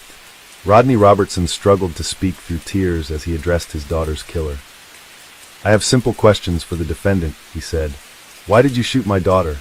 Was it because of her youth, her race, her gender, or just because you wanted to go first on the road? Was it simply because you were having a bad day?" Rodney continued, "All my dreams for Bianca were coming true until the day the defendant took her life. Now all I have left of Bianca are my memories." David Desper pleaded guilty to third-degree murder. The court sentenced him to 40 years in prison with the possibility of parole after 20 years. Judge Amory Wecraft became emotional as she announced the sentence, telling Desper, "I don't believe you were afraid. I believe it was anger." County Judge Amory Wecraft imposed the maximum sentence of 20 to 40 years for that grade of homicide. David Desper attempted to appeal the sentence, but his appeal was denied. Welcome back, detectives. Let's dive into another horrible case. The case of Michelle Young. Jason Young was born in 1974 in Brevard, North Carolina. Jason grew up in a typical family. After completing high school, he attended the prestigious State University in Raleigh, the state capital. Following graduation, he secured a job as a salesman at a large retail chain. Jason proved to be a valuable and reliable employee, but his friends described him as inconsistent and unpredictable in his relationships. With women, he had a reputation for being a womanizer, often changing partners. Michelle Young was born in February 1977 in New York. She was raised in a close-knit family with her younger sister Meredith and their devoted mother Linda. Linda played a significant role in Michelle's early life, nurturing her passions and talents from a young age. Michelle's interests in law and economics were evident from her school days, and she dreamed of pursuing a career in this field. Michelle's academic journey led her to apply to several universities after high school, eventually gaining acceptance into a top university in North Carolina. There, she pursued her master's degree, and after completing her education, Michelle secured a prestigious job at a leading accounting firm in the state, rapidly establishing herself as a skilled professional. She achieved financial stability, was able to support herself fully. A chance encounter at a bar on Michelle's birthday, when Jason accidentally spilled a cocktail on her, he immediately apologized and offered to buy her another. This kind and thoughtful act caught Michelle's attention, and they began chatting. As they talked, they discovered that they had a lot in common. They both went to the same college, although Jason graduated 3 years earlier. Their casual conversation quickly turned into a romantic relationship, and they began dating. Although they had deep feelings for each other, they had no plans to get married or move in together.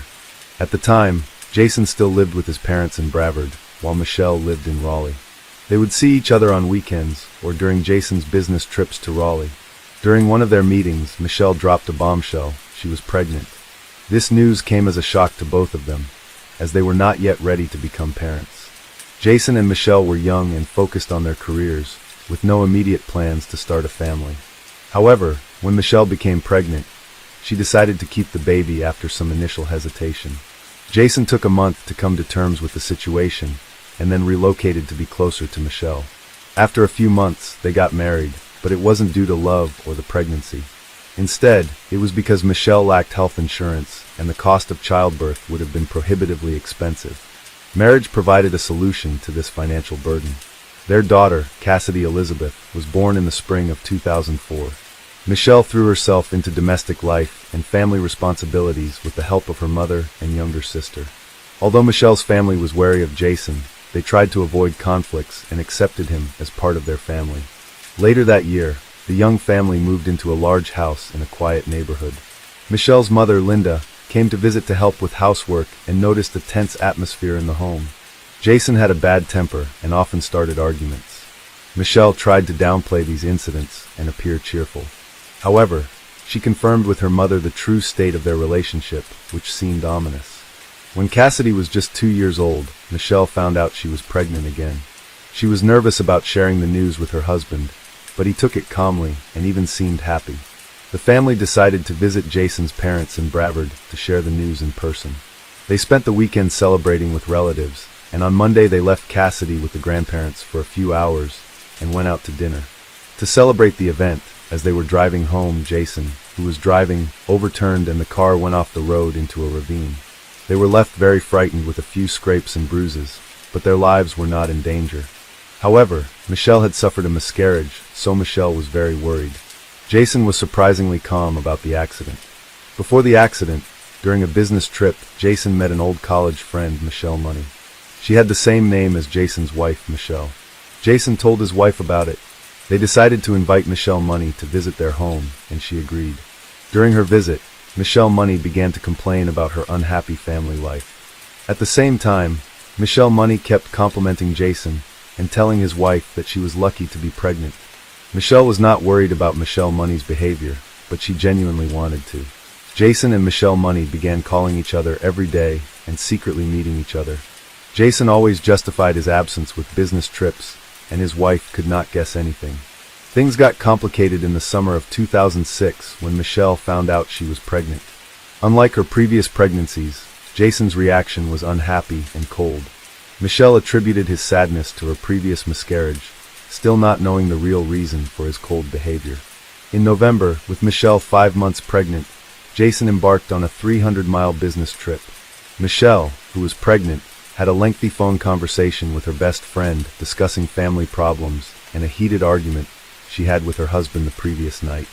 After the call, her husband left Jason embarked on a 300-mile business trip. Around 10 p.m., Jason arrived at a hotel claiming fatigue from his journey.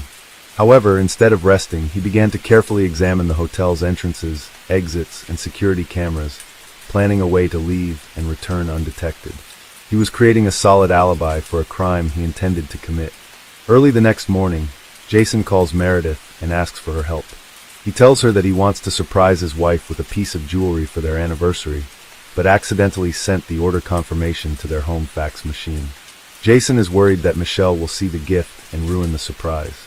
Even though Meredith doesn't like Jason, she agrees to help him. Meredith arrived at her sister's house, using a secret door in the garage that only family members knew about and that was always left unlocked. The house was unusually quiet, but Michelle's keys, wallet, and important papers were still in the hallway, suggesting she hadn't left the premises.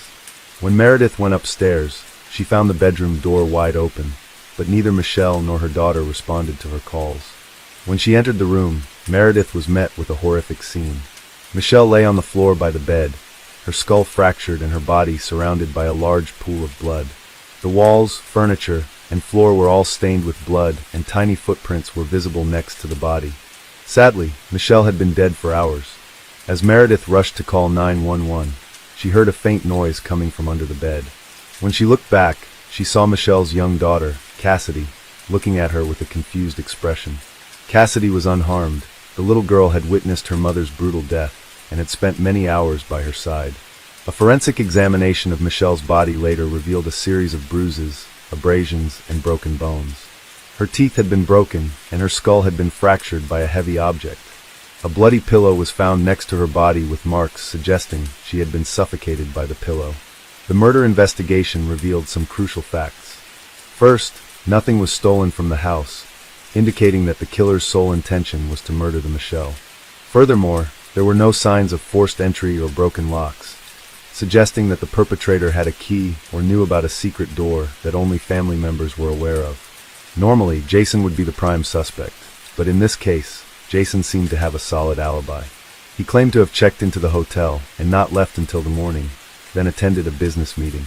Hotel records confirmed that he used a key card to enter and exit the room. However, upon closer inspection, investigators discovered several irregularities in Jason's alibi. A hotel employee found the fire escape open and propped up with a rock. When investigators reviewed surveillance footage to determine who had propped up the rock, they discovered that the camera had been deliberately disabled on the night of the murder. Jason's room was last recorded about half an hour after he checked in. The strange events continued. Later that night, a man resembling Jason stopped at a gas station between the hotel and the crime scene. When asked to show identification as required by the station's rules, he refused, paid with cash, and hastily left without waiting for his change. The on-call attendant identified Jason, but he denied any involvement, claiming that he had spent the night in the hotel room. His actions, however, raised suspicion. On the day before the tragedy, Jason had made more than 24 calls to his wife, Michelle, and 5 more to his mistress, Michelle Money, each lasting less than 15 seconds, suggesting he was in a state of panic.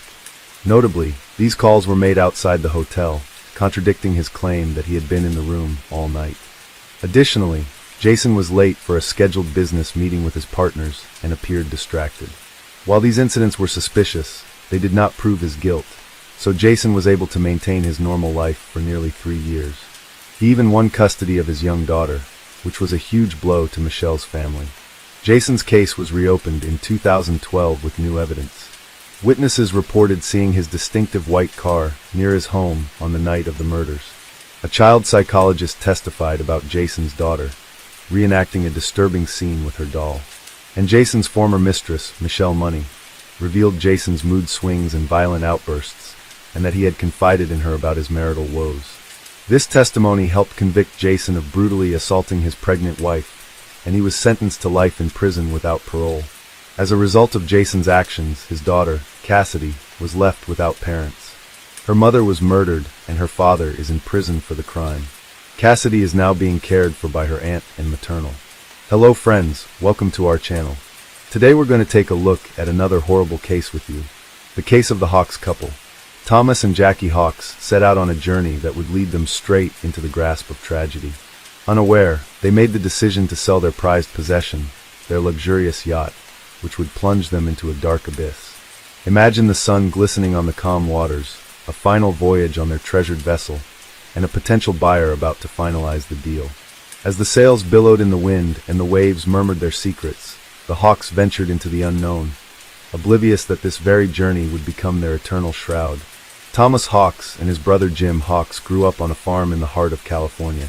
They shared a passion for surfing the rolling waves and navigating the vast open sea. However, life's twists and turns saw Thomas answering the call of duty, trading the embrace of the ocean and joining the military. He even ventured into the harsh battlegrounds of the Vietnam War, leaving his mark as a veteran. Despite this, his resilience never wavered, and he transitioned into the realm of justice, becoming a dedicated probation officer. Meanwhile, Jim's path led him into the uniform of a police officer, eventually rising to the esteemed position of police chief. Service and duty ran deep in their veins. Thomas was a dedicated bodybuilder. He had sculpted his body, a testament to his unwavering commitment to physical strength. His impressive physique was a symbol of his indomitable will. Life took its course, and Thomas married, bringing 2 sons, Ryan and Matthew, into the world. However, like the changing tides, the journey of their relationship faced unexpected turns, and they ultimately ended up divorcing. Thomas found himself in Prescott, Arizona, starting a new chapter in his life. His sons followed, drawn to their father in this new land. Then, in an unexpected but positive twist of fate, Thomas crossed paths with Jackie. They fell in love, and their hearts entwined, sparking a love that burned brighter than the Arizona sun. However, Jackie carried scars not of the heart, but of life's cruelty, as a past accident had left her unable to bear children of her own. Yet, her love knew no bounds, as she embraced Thomas's sons as her own flesh and blood. This couple had always faced life's demands, with unwavering determination. They toiled ceaselessly, their dreams woven into their hearts. Their aspiration to own a vessel, a testament to their hard-earned rewards, became a reality as they bought themselves a 55-foot yacht. They named it Well-Deserved, a name their loved ones deemed as a fitting and well-deserved reward for their unyielding work ethic. They took the vessel to the next level by equipping it with the most advanced technology. With retirement's golden years ahead, Thomas and Jackie set sail along the picturesque west coast. Mexico's exotic shores, California's rugged coastline, and Catalina Island's enchanting beauty became their playground for the following 2 years. They were without a doubt living the dream they had so ardently envisioned. Life being an ever-evolving story, new chapters beckoned. One of Thomas's sons began a family of his own, with the promise of a grandchild on the horizon. Anticipation filled their hearts, the prospect of becoming grandparents, a beacon of joy. Thomas and Jackie then considered the idea of returning to Arizona to be close to their expanding family, and so they made the difficult decision to part with their beloved boat. They decided to sell it in Newport Beach, California, little knowing that this decision would thrust them into the maze of fate, leading to a tragedy they could never have anticipated. The dreams they had so faithfully pursued would take an unexpected and heart-rending turn.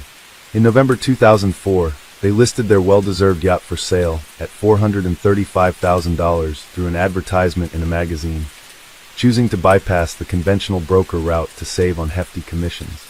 With the high price tag for their beloved yacht, which was valued near $500,000, they were confident that the vessel's well-maintained condition would attract eager buyers. But fate had other plans. The first person who responded to their advertisement was not who they had expected. The mysterious individual who reached out was named Skylar Dillion, and what happened next exceeded their expectations. Initially, they were doubtful when they met Dillion. Thomas, a former probation officer, couldn't help but wonder how someone so young had acquired so much wealth. Skylar's explanation, which included a previous career as a child actor, being part of the Mighty Morphin Power Rangers cast, and appearing in commercials, had made him rich. Skylar Dillion made a great offer, a full cash offer, sweetened with an additional $15,000 for some personal items he wants to keep on the boat. To further reduce the Hawks' hesitation, he arrived at the meeting with his pregnant wife, Jennifer Henderson, and their young child. Their seemingly happy family had an effect, slowly melting away the Hawks' worries as trust gradually grew. However, under their friendly exterior, Skylar and Jennifer were hiding a treacherous deceit that would lead to serious consequences. The Hawks were unaware of this, as they had developed a strong trust in Dillion. The sea trial, a normal part of boat sales, was set for November 15, 2004, and turned out to be a significant day.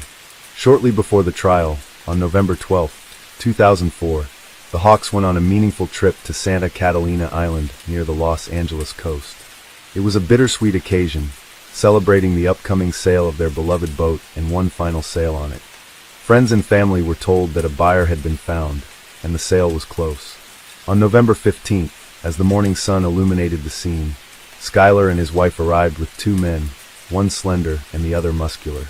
The Hawks were surprised by the presence of these two individuals, sparking suspicions. However, Dillion quickly eased their concerns by stating that they were merely acquaintances. He clarified that the well-built man was his accountant. After these explanations, Jennifer and the child stayed behind while the others boarded the boat and set off on their journey. They slowly navigated into the vast open waters, leaving their familiar world behind. Little did they know, this voyage would be their last, mysteriously marking the final time anyone would see them. As the sun set and darkness descended, Carter Ford, the port captain of the Lido Al Yacht Club and a close friend of the Hawks, looked forward to their evening meeting with anticipation. Plans were in place and excitement filled the air. However, when night fell over Newport Harbor like a heavy blanket, an unsettling message disrupted the peace. Jackie called with troubling news that made Ford shiver. The Hawks were on a sea trial, which seemed routine, but something felt off. The buyer and his group had kept them out on the water longer than expected, leading to uncertainty. The Hawks promised to contact once they returned, and this was the last anyone heard from them. When the sun rose again, the yacht had returned to Newport Beach, but the couple was nowhere to be found. A puzzling mystery unfolded, as they seemed to have disappeared without a trace. Days passed with no word to their loved ones, their phones silent. To add to the mystery, Jackie's SUV was also missing, leading some to wonder if they had gone on a sudden road trip to enjoy their recent financial success, choosing to disconnect from the world as they celebrated. But the dark reality became clear.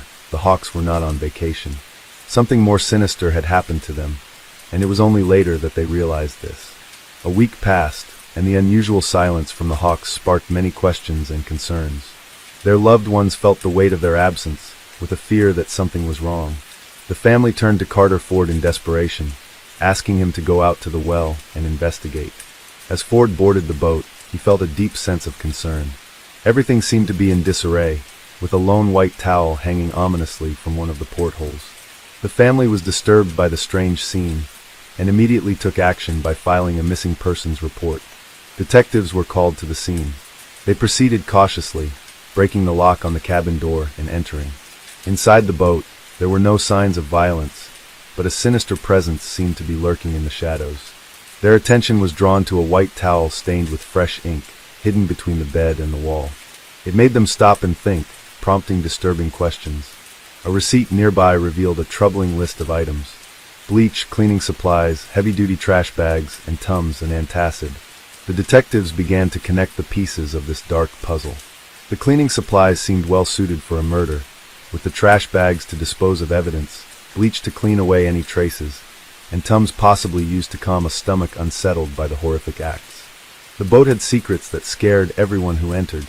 Investigators were determined to find out the truth about the yacht's buyers, Schuyler and Jennifer. A surveillance team was quickly put together to follow them closely. Undercover officers followed the Dillions, observing them living their daily lives seemingly unaffected by suspicion. They were regular volunteers at a local church, and Jennifer's work as a hairdresser presented no unusual facets. To the world, they appeared utterly ordinary, masking their true nature with chilling adeptness. As detectives delved deeper into their backgrounds, a grim portrait emerged. Schuyler Dillion's history bore the stain of a prior conviction for burglary, landing him on probation. Financial scrutiny revealed that the couple was drowning in a staggering $87,000 worth of debt, a dire financial abyss. The investigators were puzzled by a question. How did the couple manage to buy a yacht when they were struggling financially? After looking into Schuyler's claims of fame on Mighty Morphin Power Rangers, they found out he was just an uncredited extra in a few episodes. To add to the mystery, the couple was living in Jennifer's parents' garage. Their desire to own a yacht didn't match their financial situation, leaving the detectives confused. The more they investigated, the more confusing the situation became. Dillion was being questioned intensely, but he stuck to his story that he had bought the yacht legally. Surprisingly, he admitted that the money came from selling drugs. Things got even more intense when he revealed that he had handed over a briefcase full of cleaned money from Mexico, mostly in $100 bills, to Tom. Interestingly, Schuyler said that the Hawks had asked him to help with setting up a bank account in Mexico, so they could start a new life there. He also mentioned that Tom and Jackie had given him power of attorney, allowing him to control their money and transfer it to Mexico. To strengthen his story, Schuyler showed what seemed to be a real power of attorney document with signatures that looked real. Despite denying any role in their disappearance and suggesting the couple may have gone to Mexico, doubts remained. Cell phone records showed the Hawks. Phones were near the Mexican border the day after the sea trial with Schuyler. Frustrated detectives went back to square one and refocused on the Hawks family, prioritizing the safety of the couple above all else. They sought answers by going to the national news, where a family member appeared on camera asking for help in finding the missing couple and their car. The mystery only grew deeper, capturing the world's attention with its twists and turns. An American citizen in Mexico called in, sparking action in the investigation. He had seen the car they were looking for on the news, and it was right in front of him. Authorities went to a house near Ensenada in Mexico and found the Hawks' car.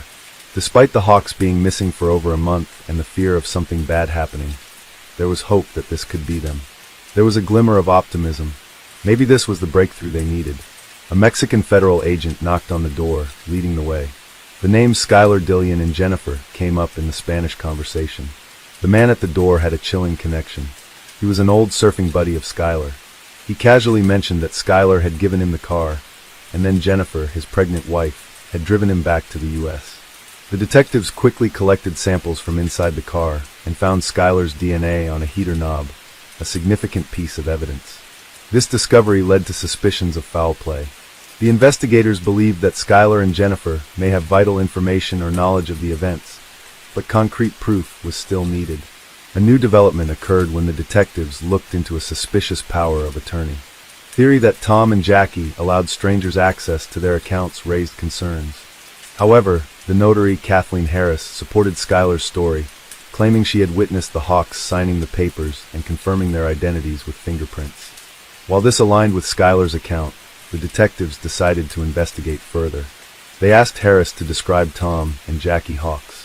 While she accurately described Tom, her portrayal of Jackie raised suspicion. She described Jackie as having brown, curly hair, when in reality she had chopped her long, curly locks and had a spiked, blonde hairstyle. Was this confusion or a sinister cover-up?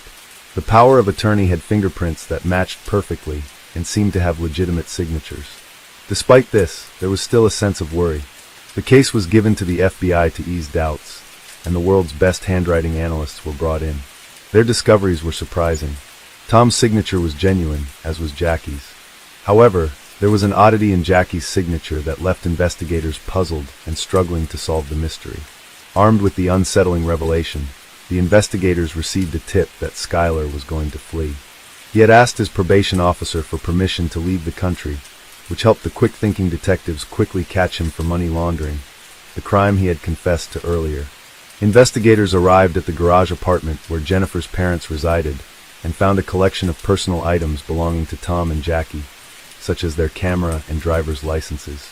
Upon inspecting Jackie's driver's license photo, they were surprised to see a striking resemblance to the notary's description, raising further suspicions about her involvement and the legitimacy of her actions. The investigation took a darker turn, shedding light on the unsettling idea that more people may be involved in this mysterious disappearance than previously thought. As the lies began to unravel, it exposed an intricate web of mysteries and secrets waiting to be revealed.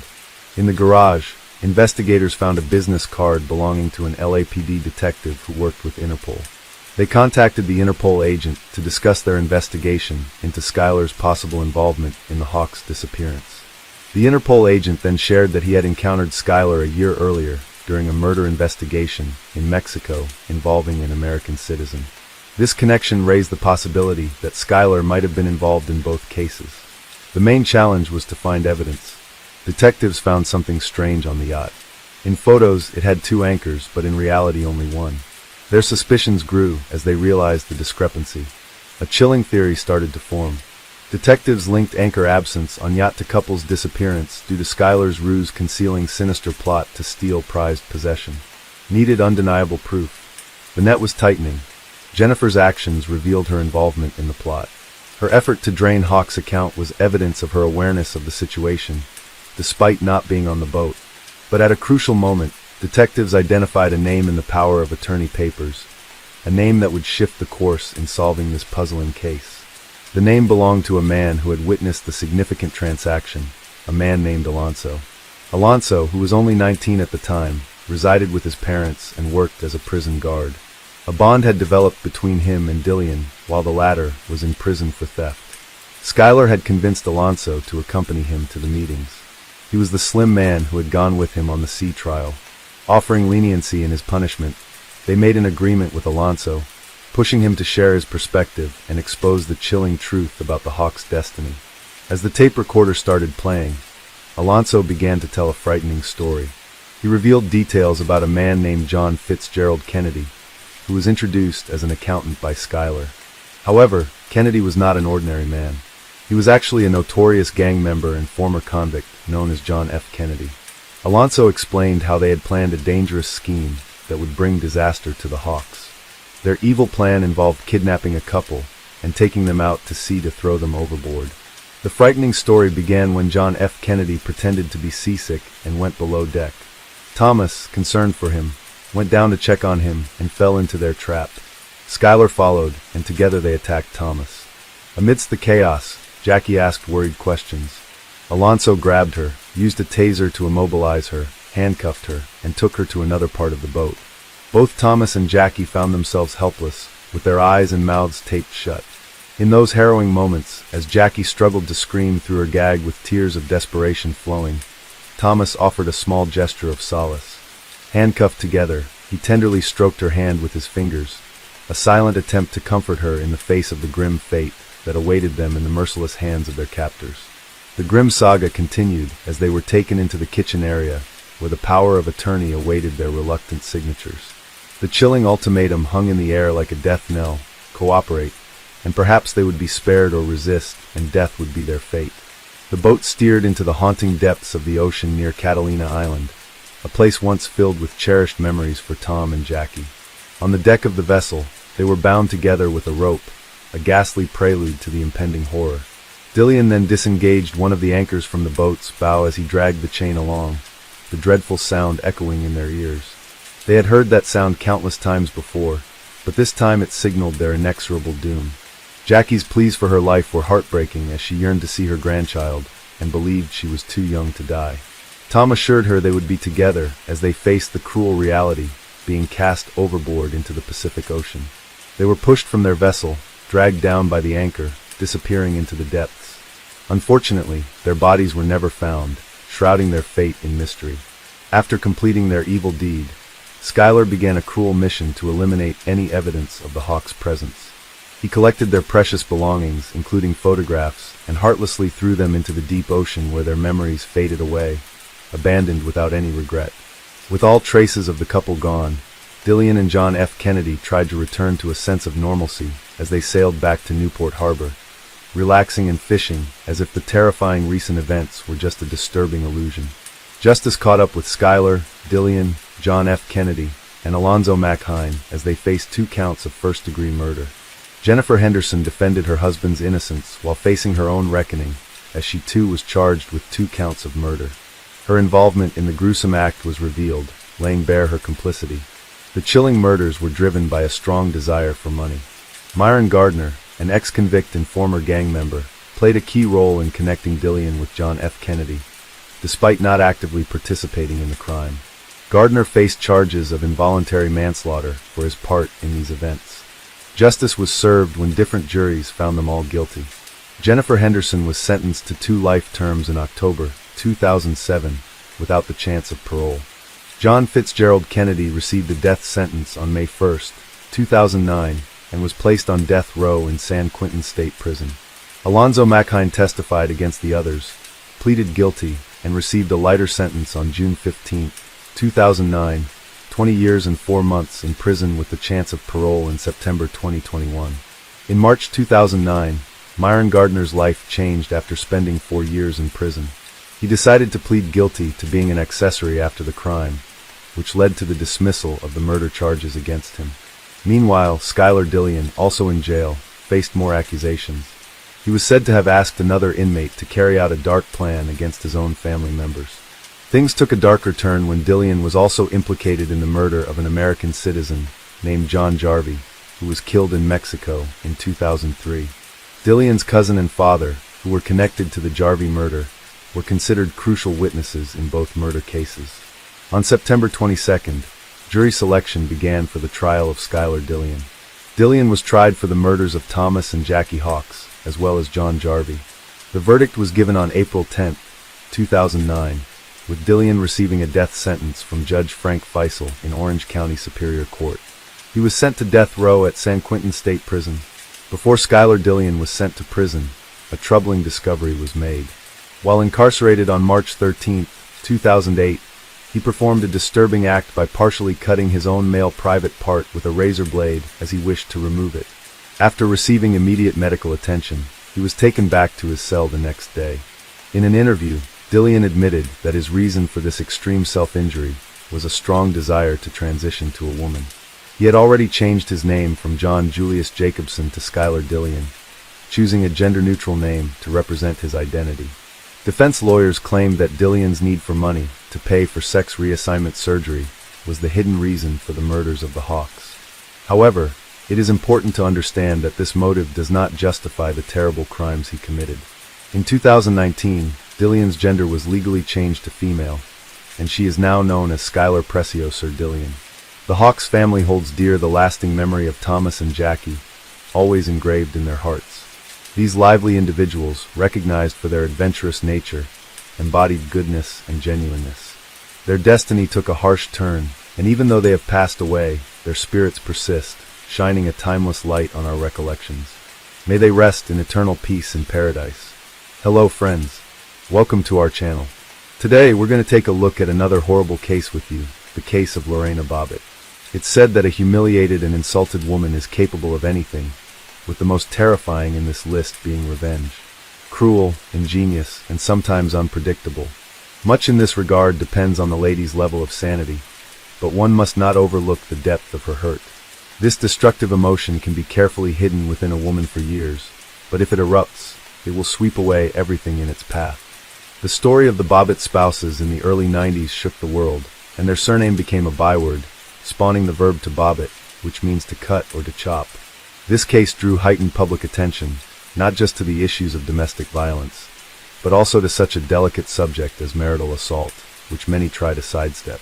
Lorena Leonore Bobbitt was born on May 15, 1970, in the town of Bucuri, located in eastern Ecuador near the province of Chimborazo.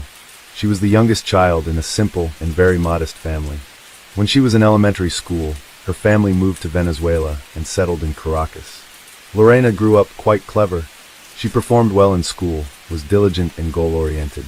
In her teenage years, she lost her father, and her relationship with her mother, Elvia Gallo, was quite strained. As soon as she graduated from school, she decided to move to the United States to live with her cousin, Jana Basutti.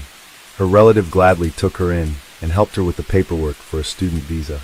However, she was a very conservative woman, so Lorena, living in her house, had to abide by a strict set of rules, just like Jana's own children, and also take on some of the household duties. Despite everything, the young woman decided to stay in the U.S. as she realized that it offered her far more opportunities than Latin America. She had long been attracted to the beauty industry, so Gallo decided to train as a manicurist.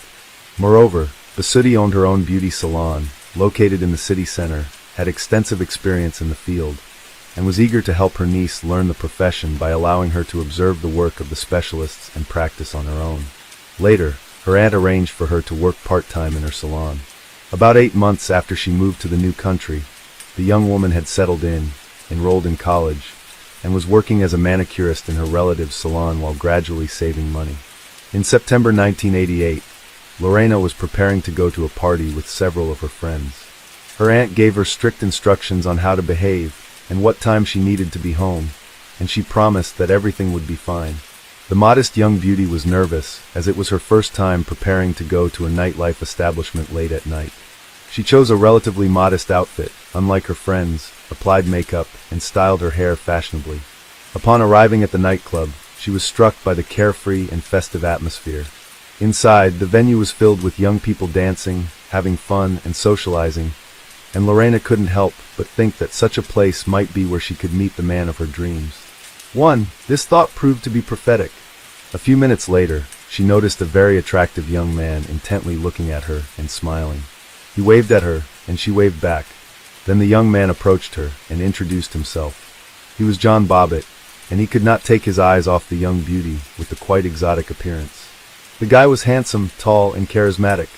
He cracked jokes and skillfully paid compliments, so she couldn't resist his charm. They spent the evening dancing and chatting, and afterwards the new acquaintance walked Lorena to her aunt's home. As they said goodbye, he asked for her home phone number and promised to call soon. John Wayne Bobbitt was born on March 24, 1967, in Buffalo in the northwestern part of New York State. He was the youngest of 3 children in his family. At the age of 3, the boy lost his father, who tragically died, and his mother, unable to cope with the shock, ended up in a psychiatric clinic after a serious nervous breakdown. All 3 children were taken into the care of their religious aunt and uncle, who wanted to help their relatives in this difficult situation. The boy was still very young at the time, but the events that occurred undoubtedly left a mark on his life. The aunt and uncle raised the children with strictness in accordance with religious canons. They all attended church every Sunday and engaged in charity work, trying to help those around them. John was not an outstanding student, but overall he did fairly well in school. As a teenager, he decided to pursue a future in military service. After undergoing the necessary training and special preparation at a military academy, the young man joined the ranks of the Marines, where he proved himself as a brave, disciplined, and determined young man. However, after a few years, the strict regime and the need to obey in the army began to weigh on him. After leaving the service with some military experience and skills, he was hired as a security guard at one of the city's popular establishments, but he later changed jobs frequently, not staying long at any. The day after they met, John, as promised, called Lorena to ask her out on a date. The young couple simply walked through the park, engaging in easy conversation about various topics, and John made it clear that he wanted to continue their relationship. Lorena was not opposed to this, but according to the rules set by her aunt, she had to introduce her boyfriend to her before they could start a serious relationship. John accepted all the conditions, and on the appointed day, he came to dinner at the home of his beloved's relative. Bobbitt was very sweet, courteous, and considerate, yet he made an effort to appear serious. He managed to make a good impression on the strict janitor, and after a serious one-on-one conversation with the young man, the woman allowed her niece to continue seeing John. 6 months after the start of their romantic relationship, the suitor proposed to Lorena, and she accepted. She was overjoyed, having always dreamed of a family, children, and a home of her own. The couple began preparing for the most important event of their lives, and in June 1989, shortly after Gallo turned 19, they made their union official. The wedding celebration was quite modest, as the young couple did not have the money for a lavish ceremony, and they chose to spend their savings on a honeymoon by the warm ocean coast. They were happy, but the only shadow over the celebration was the absence of the bride and groom's parents. Instead, their aunts and uncles came to share the joyous moment with them. After the wedding and a delightful honeymoon, the couple moved to Virginia and settled in a quiet and cozy area of the city called Manassas. The first few months of their life together were like a real fairy tale. They enjoyed each other's company, showing mutual tenderness, care, and love. But as the new year of 1990 approached, the situation began to change for the worse.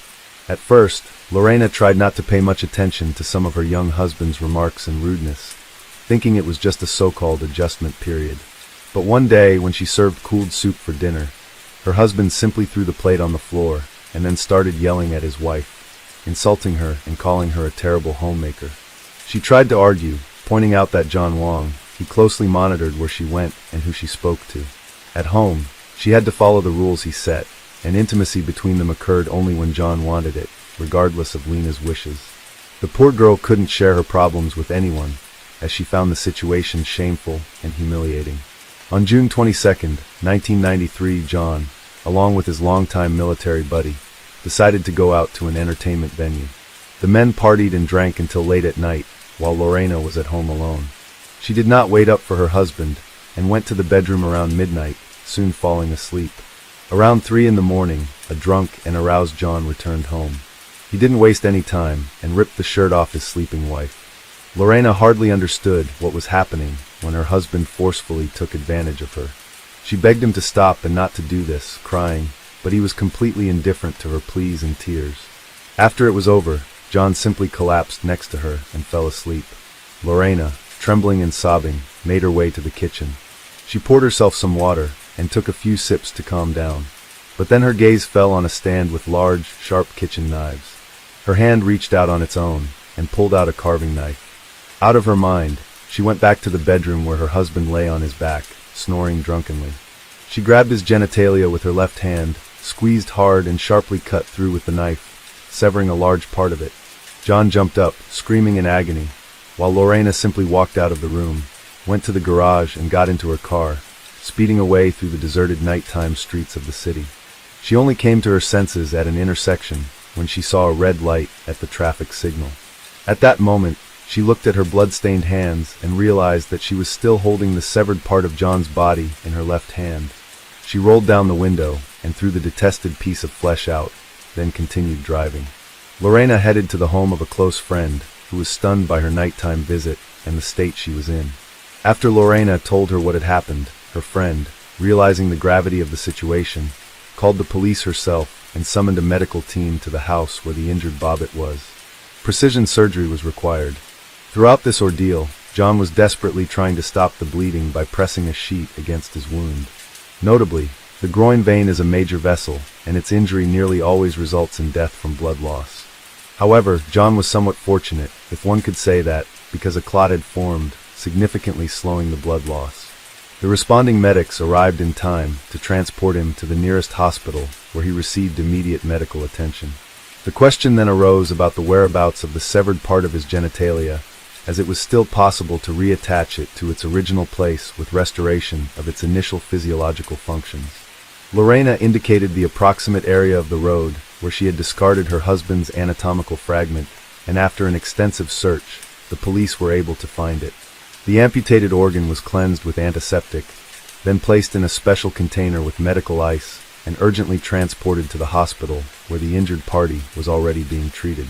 The surgeon who arrived from the state capital was astounded by the complexity of the situation, as he had never encountered such a case before, but he proceeded with the operation anyway. He performed a unique surgery for that time which lasted more than 9 hours and was more than successful. Despite the traumatic amputation of the organ and the fact that it had lain on the road for over an hour, all tissues and vessels were successfully reattached, and the patient quickly began to recover. Public outcry ensued. That same night, Lorena was arrested and taken to the police station for questioning, as well as to clarify all the circumstances and motives of her actions. She immediately confessed to everything and shared her harrowing story that had driven her to such a desperate act. She recounted how 4 years of marriage had turned into a real nightmare for her, with her husband regularly abusing her, both emotionally and physically, and forcing intimacy only when he desired.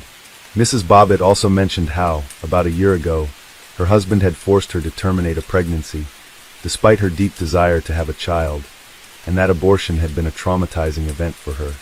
Regarding the incident itself, she said she remembered very little of that night and had acted as if she were in a fog. Lorena recounted how her husband had come home drunk and simply taken advantage of her, and although she tried to resist, he ignored her. After the incident, she went to the kitchen for water, and the next thing she remembered was her husband's scream, the roar of the car engine, and the part of his genitalia that she was clutching in her hand as she sat behind the wheel. The case caused a significant stir in the press and was actively covered by the media. Many women like Lorena, who had suffered from domestic violence, as well as feminist organizations, which were gaining strength and popularity at the time, rallied to her side. In the early 90s, wives who were subjected to emotional and physical abuse by their husbands typically remained silent about their plight. Society was still inclined to blame the victims themselves, suggesting that they provoked conflicts or behaved improperly. It was assumed that a wife should be submissive and obey her husband in everything, and if the husband was dissatisfied and resorted to violence, it was considered the wife's fault. It was her fault. Intimacy in marriage was considered a duty of the wife, not open to discussion. On the other hand, almost all men sided with John. Many feared that Lorena's act might prove contagious, prompting other women suffering from physical and intimate violence in marriage to also take up knives. According to official statistics, there were several million such women in the country at that time. Trials and sentences of the spouses, 2 parallel court cases, began almost simultaneously. Lorena officially charged her husband only with taking advantage of her on that fateful night, although in court she detailed the years of regular abuse and beatings, emotional violence and humiliations she endured, as well as the abortion she was forced to undergo against her will under her husband's coercion. John's testimony was confused. He denied all allegations against him, but much of what Lorena said was corroborated by facts. For instance, it was confirmed that he did not have steady employment or a stable source of income, yet he loved spending time in entertainment venues, often forcibly or deceitfully taking money from his wife to do so. Additionally, Lorena's friends confirmed that they had repeatedly seen bruises and scrapes on her body, and she had been in a depressed state for a long time, though she tried not to complain. The court concluded that the husband had indeed abused his wife both emotionally and physically throughout their marriage, driving her to desperation. However, regarding the charge of intimate violence that occurred on the night of June 23, 1993, there was not enough evidence, and thus John was acquitted. He presented several versions of what happened that evening, and the jury, composed of 9 women and 3 men, found him not guilty. In the fall of that year, Lorena's trial began in September 1993. She was charged with inflicting severe bodily harm on her spouse. Her lawyers argued that she acted while suffering from PTSD, post-traumatic stress disorder, caused by the ongoing emotional and physical abuse from her husband. A psychiatric evaluation was ordered, which confirmed that she acted in a state of distress, unaware of her actions, and therefore could not be held responsible for what she had done. In early January of the following year, after nearly 8 hours of deliberation, the jury decided that Lorena could not be held criminally responsible for her actions, as she was in a state of insanity at the time of the offense. However, she was required to undergo a 6-week treatment program at a specialized clinic, after which she was able to return to her previous life. The spouses officially divorced only in 1995, after which Lorena reverted to her maiden name. What became of John later? John remained indignant for a long time that his wife faced no punishment for her actions. He decided to fully capitalize on his sudden notoriety, aiming to extract as much money as possible from such scandalous fame. John founded his own music band called Severed Parts, but the group was short-lived as it failed to garner any public interest. When offered a substantial fee to star in adult films in the late 90s, he did not hesitate to accept. Thus, he appeared in explicit films titled Frankenpenis, a play on Frankenstein, and John Wayne Bobbitt Uncut. John acted in several more films of a similar genre, but interest in him and his reattached organ quickly waned. For a long time, John was eager to appear on various talk shows and gave interviews extensively, but over the years, such offers became less frequent, and the story gradually faded from memory. John then found work as a bartender in an entertainment venue in Las Vegas, and by his 50s, he was struggling to make ends meet by taking jobs as a mover, driver, and pizza delivery man. In 1999, he received a suspended sentence for theft. Regarding his personal life during the high-profile court case that the entire country followed, journalists discovered that Bobbitt had an illegitimate son named Andrew, born in 1992 to one of his lovers, Beatrice Williams. In 1994, John was brought to trial for assaulting his new girlfriend, Christina Elliott, who worked as a dancer in a nightclub. He spent 15 days in jail for this and received probation. In the early 2000s, John was arrested 3 times for assaulting his then-wife, Joanna Farrell. This time, he was imprisoned for a year for violating his probation. They officially divorced in 2004. What happened to Lorena? Unlike her former husband, Lorena did not take pride in her scandalous notoriety and tried to stay out of the limelight. In 1996, she decided to return to her native Ecuador, where her mother, Elia, was living at the time. However, just 6 months later, Lorena made the news again when her mother accused her of assault. The conflict was resolved without going to court, and the women continued to live together. A year later, Lorena returned to the USA, where she opened her own small beauty salon in Washington. In 2007, she founded a foundation called Lena's Red Wagon, which focused on helping women who had suffered from domestic violence. Soon after, Lorena agreed to give an interview for the first time in a long time and appeared on CBS News Morning Show, where she discussed her life post-incident. She also appeared on the popular Oprah Winfrey talk show in the mid-2000s. Lorena remarried, and her new husband was a man named Dave Bellinger, with whom she had a daughter in 2006. She preferred not to recall her marriage to Bob at all, and claimed she did not follow his life after their divorce. In 2009, nearly 15 years after their sensational legal battles had ended, the former spouses met face-to-face for the first time on the show Insider. John apologized to Lorena for the way he had treated her during their marriage, and declared that he still loved her despite everything.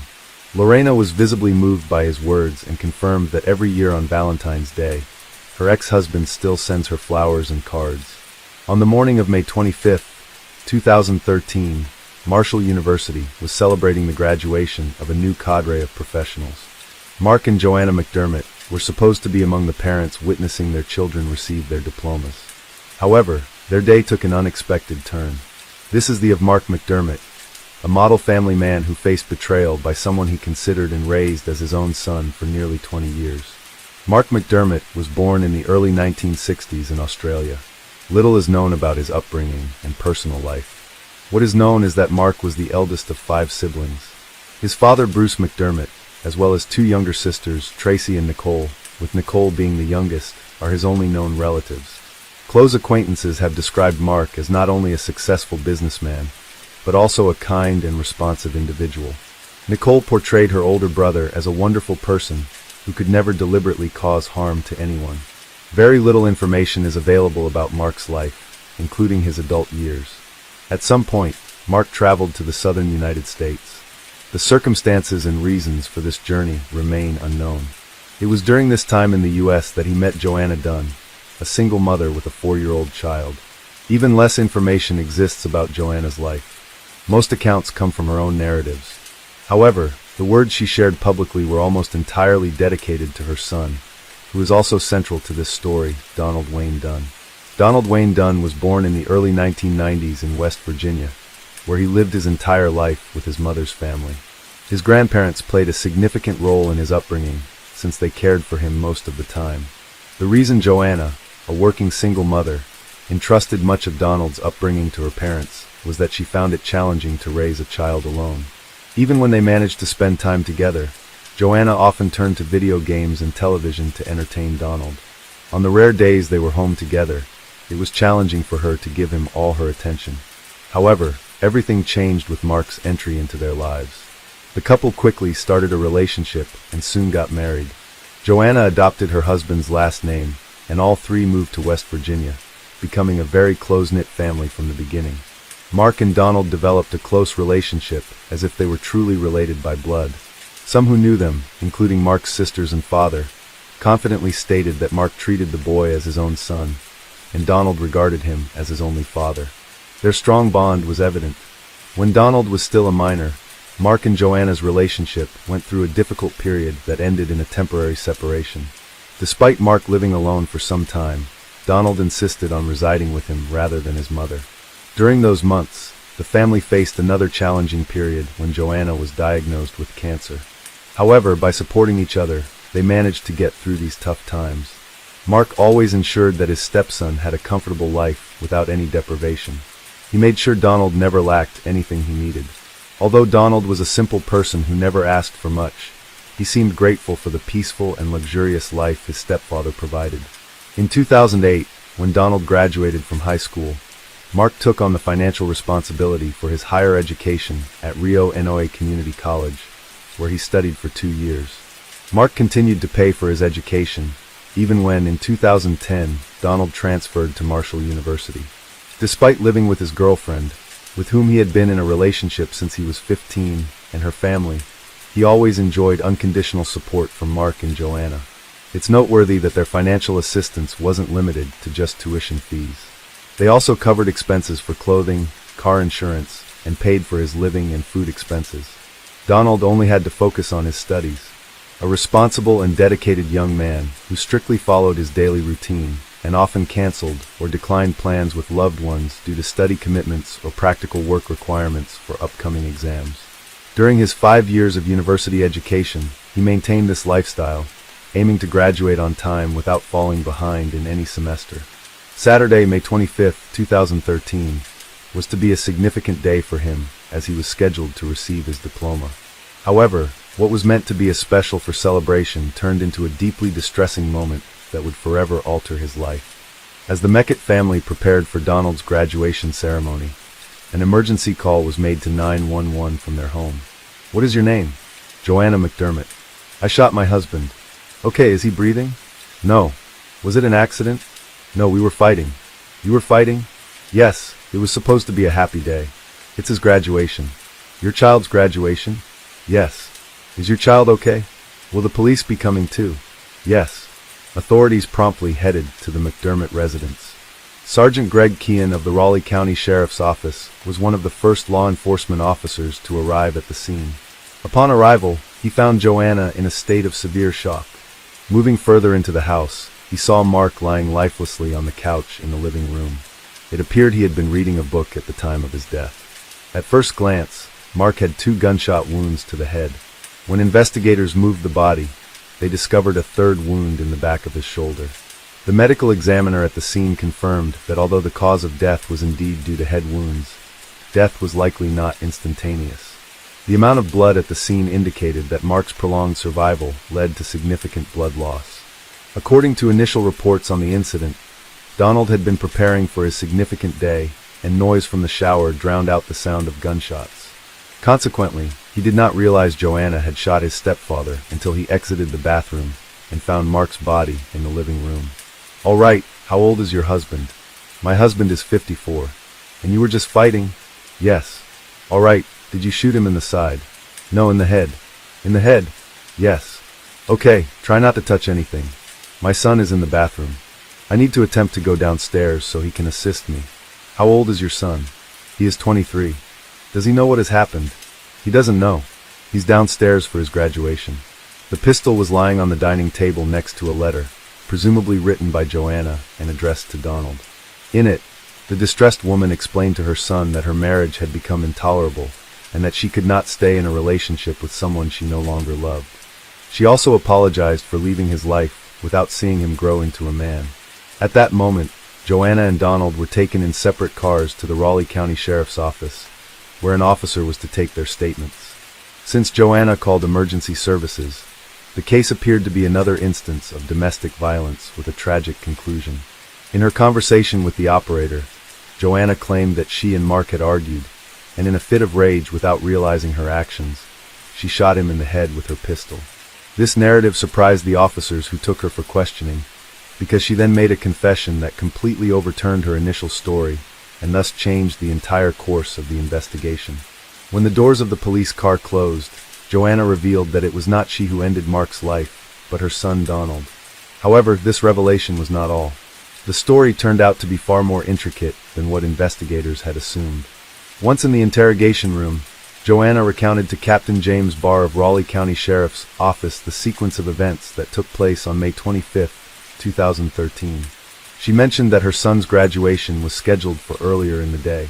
In the morning, she left home to run some errands and buy groceries. Upon returning home, and as she was about to get out of her car, Donald approached her and asked her to close her eyes, follow him into the house. He had a surprise for her. Trusting her son had prepared something special, she blindly followed him into the dining room, where he suggested she sit down. At that moment, Joanna heard a distinctive click. When she finally turned to look at Donald, she found herself face to face with the barrel of her own pistol in his hands. The gun did not fire. Joanna, completely frightened, managed to grab it and wrest it from her son's hands. She overcame her panic, which allowed her to think clearly and devise a plan of action to save herself from becoming Donald's second victim. Seeing Mark's lifeless body, she quickly told Donald that she was going to call emergency services and take the blame for the crime. Although the young man initially seemed to doubt her plan, he eventually agreed. During the interrogation, Joanna explained that she decided to call emergency services to protect herself from her own son. She understood that by confessing to a crime she did not commit, she would end up behind bars.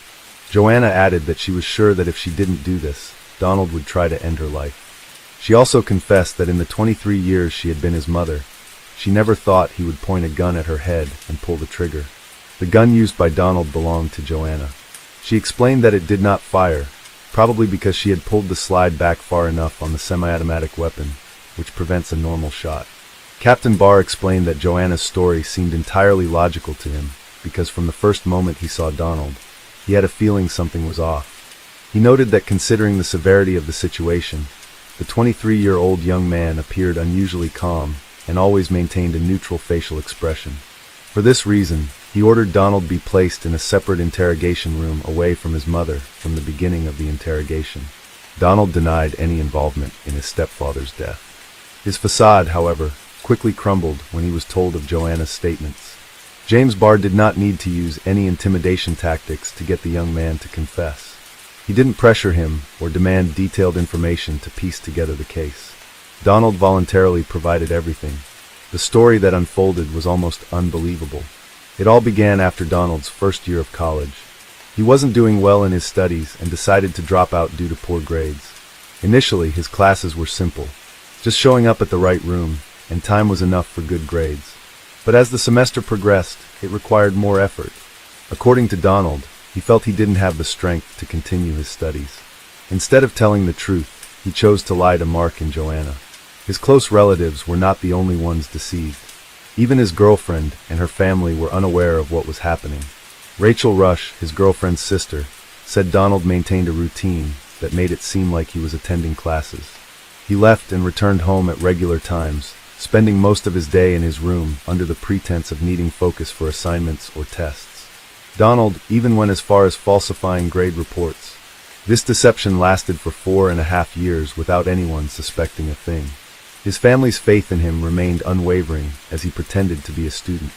Joanna and Mark had no idea that their son was misusing the money they provided to support him.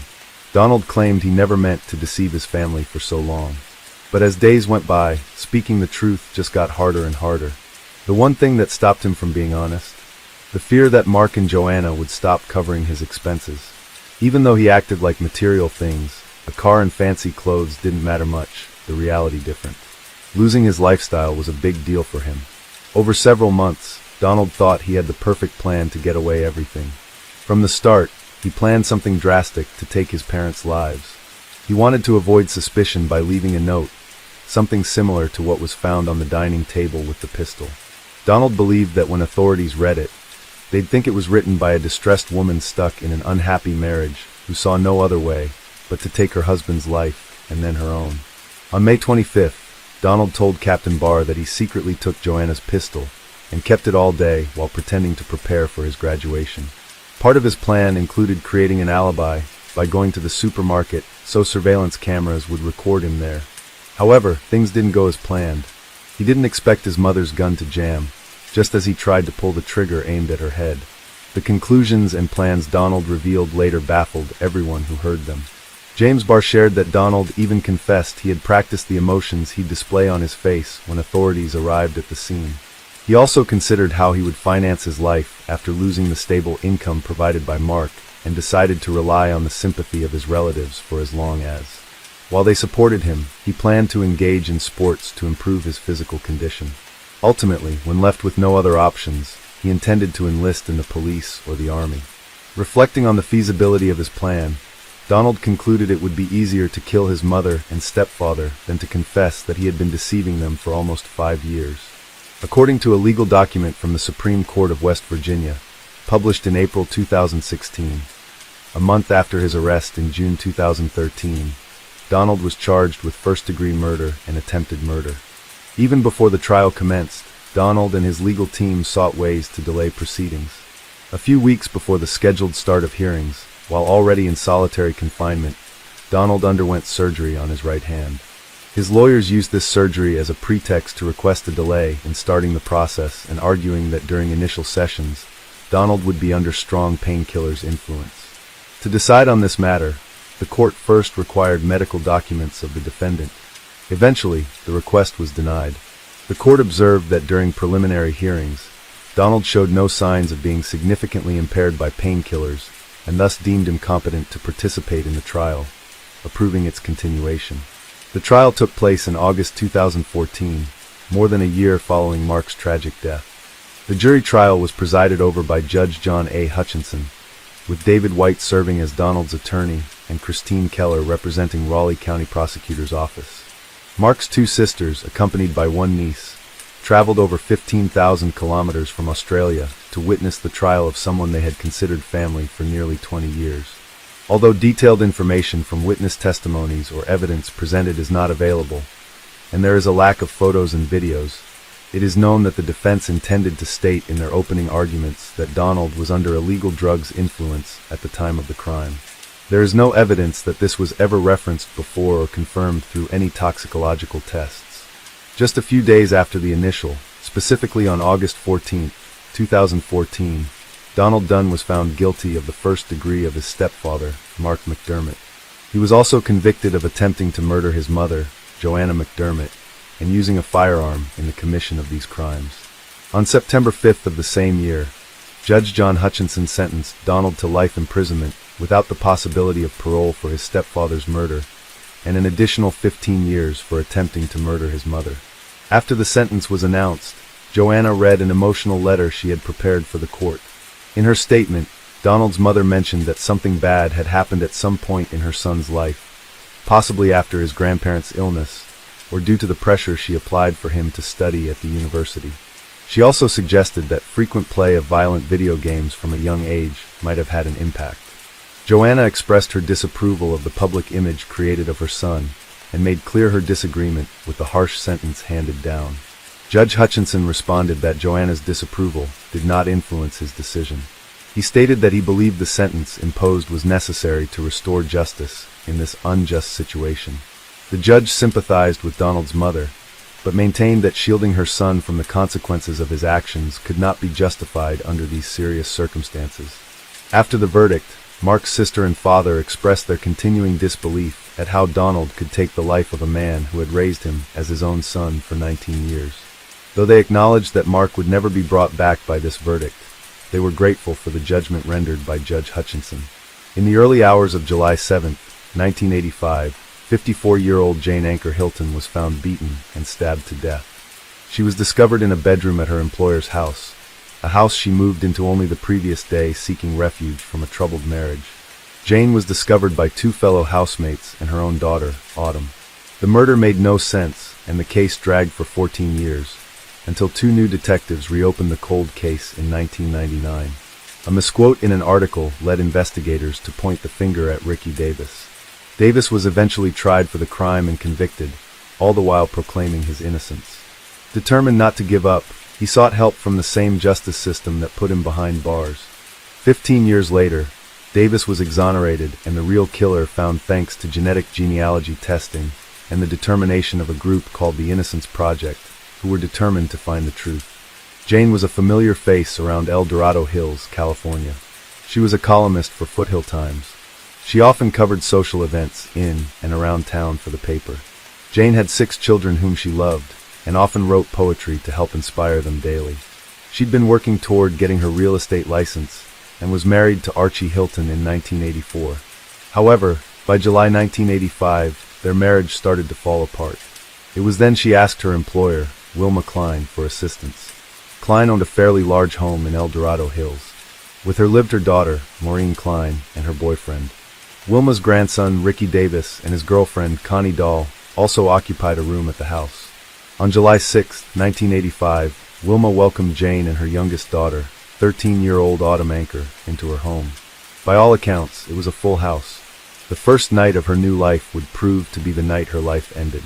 At 3:30 a.m., Ricky Davis, then 20, and his girlfriend, 19-year-old Connie Dahl, returned from a party to find Autumn lingering about outside.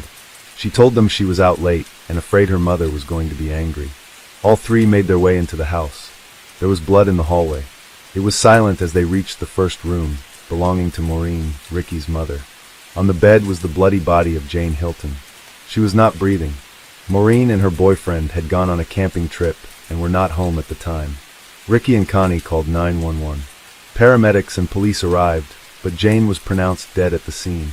She had suffered 29 stab wounds, was beaten and bitten on her shoulder. It was a senseless murder, and investigators began to interview those closest to Jane. Archie Hilton, Jane's estranged husband, was interviewed and provided detectives with a solid alibi and DNA. Archie had been the logical choice as he and Jane had been going through a rough patch. He, however, said that the marriage was not over and that there was no trouble between them. He was cleared and all leaves went cold. Ricky Davis and Connie Dahl both told investigators they arrived home in the early morning hours and found Autumn waiting outside. When they entered the house, they found the hallway carpet bloody. The blood trail led them to the master bedroom, where they found Jane lying dead on the bloodied mattress. They speculated that an intruder may have been responsible for the murder. For 14 years, the case remained unsolved. The cold case reopened in 1999. El Dorado County Sheriff's detectives Richard Strasser and Rick Fitzgerald retest with the investigation. After poring over paperwork, they zoomed in on a news article. Connie Dahl, former girlfriend of Ricky Davis and housemate of Jane Hilton, had given an interview to a reporter. She was quoted saying Hilton's body was lying in bed like someone placed her there in the position she would normally sleep in. This statement seemed to contradict a muffled audio recording of a statement that Davis had previously made. Detective Fitzgerald falsely thought he heard him say the body was found on the floor. Dahl was, at the time, serving the jail sentence in Oregon on unrelated charges. Detectives brought her in for an interview and began a 3-hour-long interrogation. Initially, Dahl stuck to her original story. Over the next 18 months, though, she would be interrogated 4 times. Detectives were found to have used techniques known to increase the chances of a false confession. Dahl was systematically forced into incriminating Davis and Jane's daughter Autumn in the murder. Dahl was threatened with the charge of murder. If she cooperated, though, she would be given a lenient sentence of manslaughter and serve only a year. Detectives Strasser and Fitzgerald told Dahl that DNA evidence was going to be used to trace the suspect. In truth, no DNA evidence was brought into the case during that period. In truth, testing had not been done on the DNA recovered from the scene. By showing a crime scene photos and using facts from the crime, such as the bike mark on Jane's shoulder, investigators fed Dahl the information they wanted to hear. Over the course of the 4 interviews, Dahl was starting to break. She began remembering facts from the crime. This, in turn, allowed her to fabricate and create an entirely different account of events from the night of the murder. In one interview, Dahl said that Autumn was present during the murder of Jane and was sprayed with blood. In another, she confessed that she was probably the person that bit Jane on the shoulder. Dahl would say that the murder began with an argument between Davis and Jane. She alleged that Davis wanted Autumn to join them in a party. When Jane refused, Davis erupted in a fit of anger, leading to the death of Jane. Her story kept changing to fit the facts being fed. However, she couldn't remember the weapon used for the murder, or where it was eventually hidden. Dahl had implicated her ex-boyfriend Davis in the murder of Jane Hilton. He was now the prime suspect. Ricky Davis and Autumn Anker were also interviewed following the confession of Connie Dahl. Both Davis and Anker stuck to their original accounts of the crime. Detectives again lied to Davis, telling him that Anker had also implicated him in the murder. Anker told detectives she had no reason to protect Davis when they threatened her with culpability regarding the murder. Despite their interrogation techniques, detectives could not sway Davis or Anker to change their stories. They therefore used the confession of Dahl to arrest Davis. Dahl was offered a plea bargain to testify against Davis at his trial. Davis's first trial was declared a mistrial by jurors. His second in 2005 would eventually convict him. Dahl took the stand and testified against Davis. She told the court of how she struggled with Jane, and she herself accidentally bit the victim on the shoulder. She went on to say that she went outside as Davis continued the bloody assault on Hilton. Dahl said she could hear screaming, pleading and gurgling as Davis continued the brutal attack. Based entirely on the testimony of Dahl's account of events, Davis was sentenced to 16 years in prison for the second-degree murder of Jane Hilton. Dahl received a lesser charge of manslaughter and received a year-long sentence at the county jail. Dahl, though, would eventually die from a drug overdose in 2014. Meanwhile, Davis was not going down without a fight. He maintained his innocence and in 2006 made contact with the Northern California Innocence Project. He asked if they could help him prove that he was wrongly convicted. The NCP was founded in 2001 by Kathleen Rodolph and Linda Starr.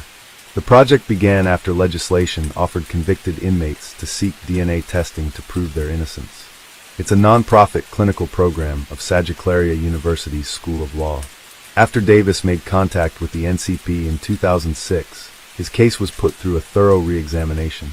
Cooperation between the NCP and the El Dorado County District Attorney's Office allowed for the DNA recovered from the crime scene to be retested post-conviction. Evidence from the crime scene included Hilton's neck gown and biological material found under her fingernails. The results revealed an unknown male DNA profile. DNA from Hilton's fingernails and neck gown were both found to be from the same source. Test results eliminated Davis, Dahl, and Anchor. This proved Dahl's testimony was contradictory to the physical evidence and therefore had to have been fabricated. The DNA also proved Archie Hilton innocent. Unfortunately, he had passed away by the time results were released. The DNA profile file was entered into the FBI Combined Index DNA System, CODIS, but no matches were found. Although the evidence seemed to prove Davis's consistent claim of innocence correct, there were some hurdles that still needed to be jumped. The NCIP successfully argued that had the DNA results been presented to the jury during Davis's trial, the outcome would be different. However, until January 2017, the California standard required that new evidence point unerringly to innocence. It was considered an almost unattainable standard. In 2015, a false confession expert, Richard Leo, reviewed transcripts of Dahl's interrogations. Leo concluded that the methods used by detectives during the interrogation of Dahl were designed to pressure and persuade Dahl to adopt an account that matched the detectives' pre-existing beliefs about how and why the murder of Jane Hilton occurred.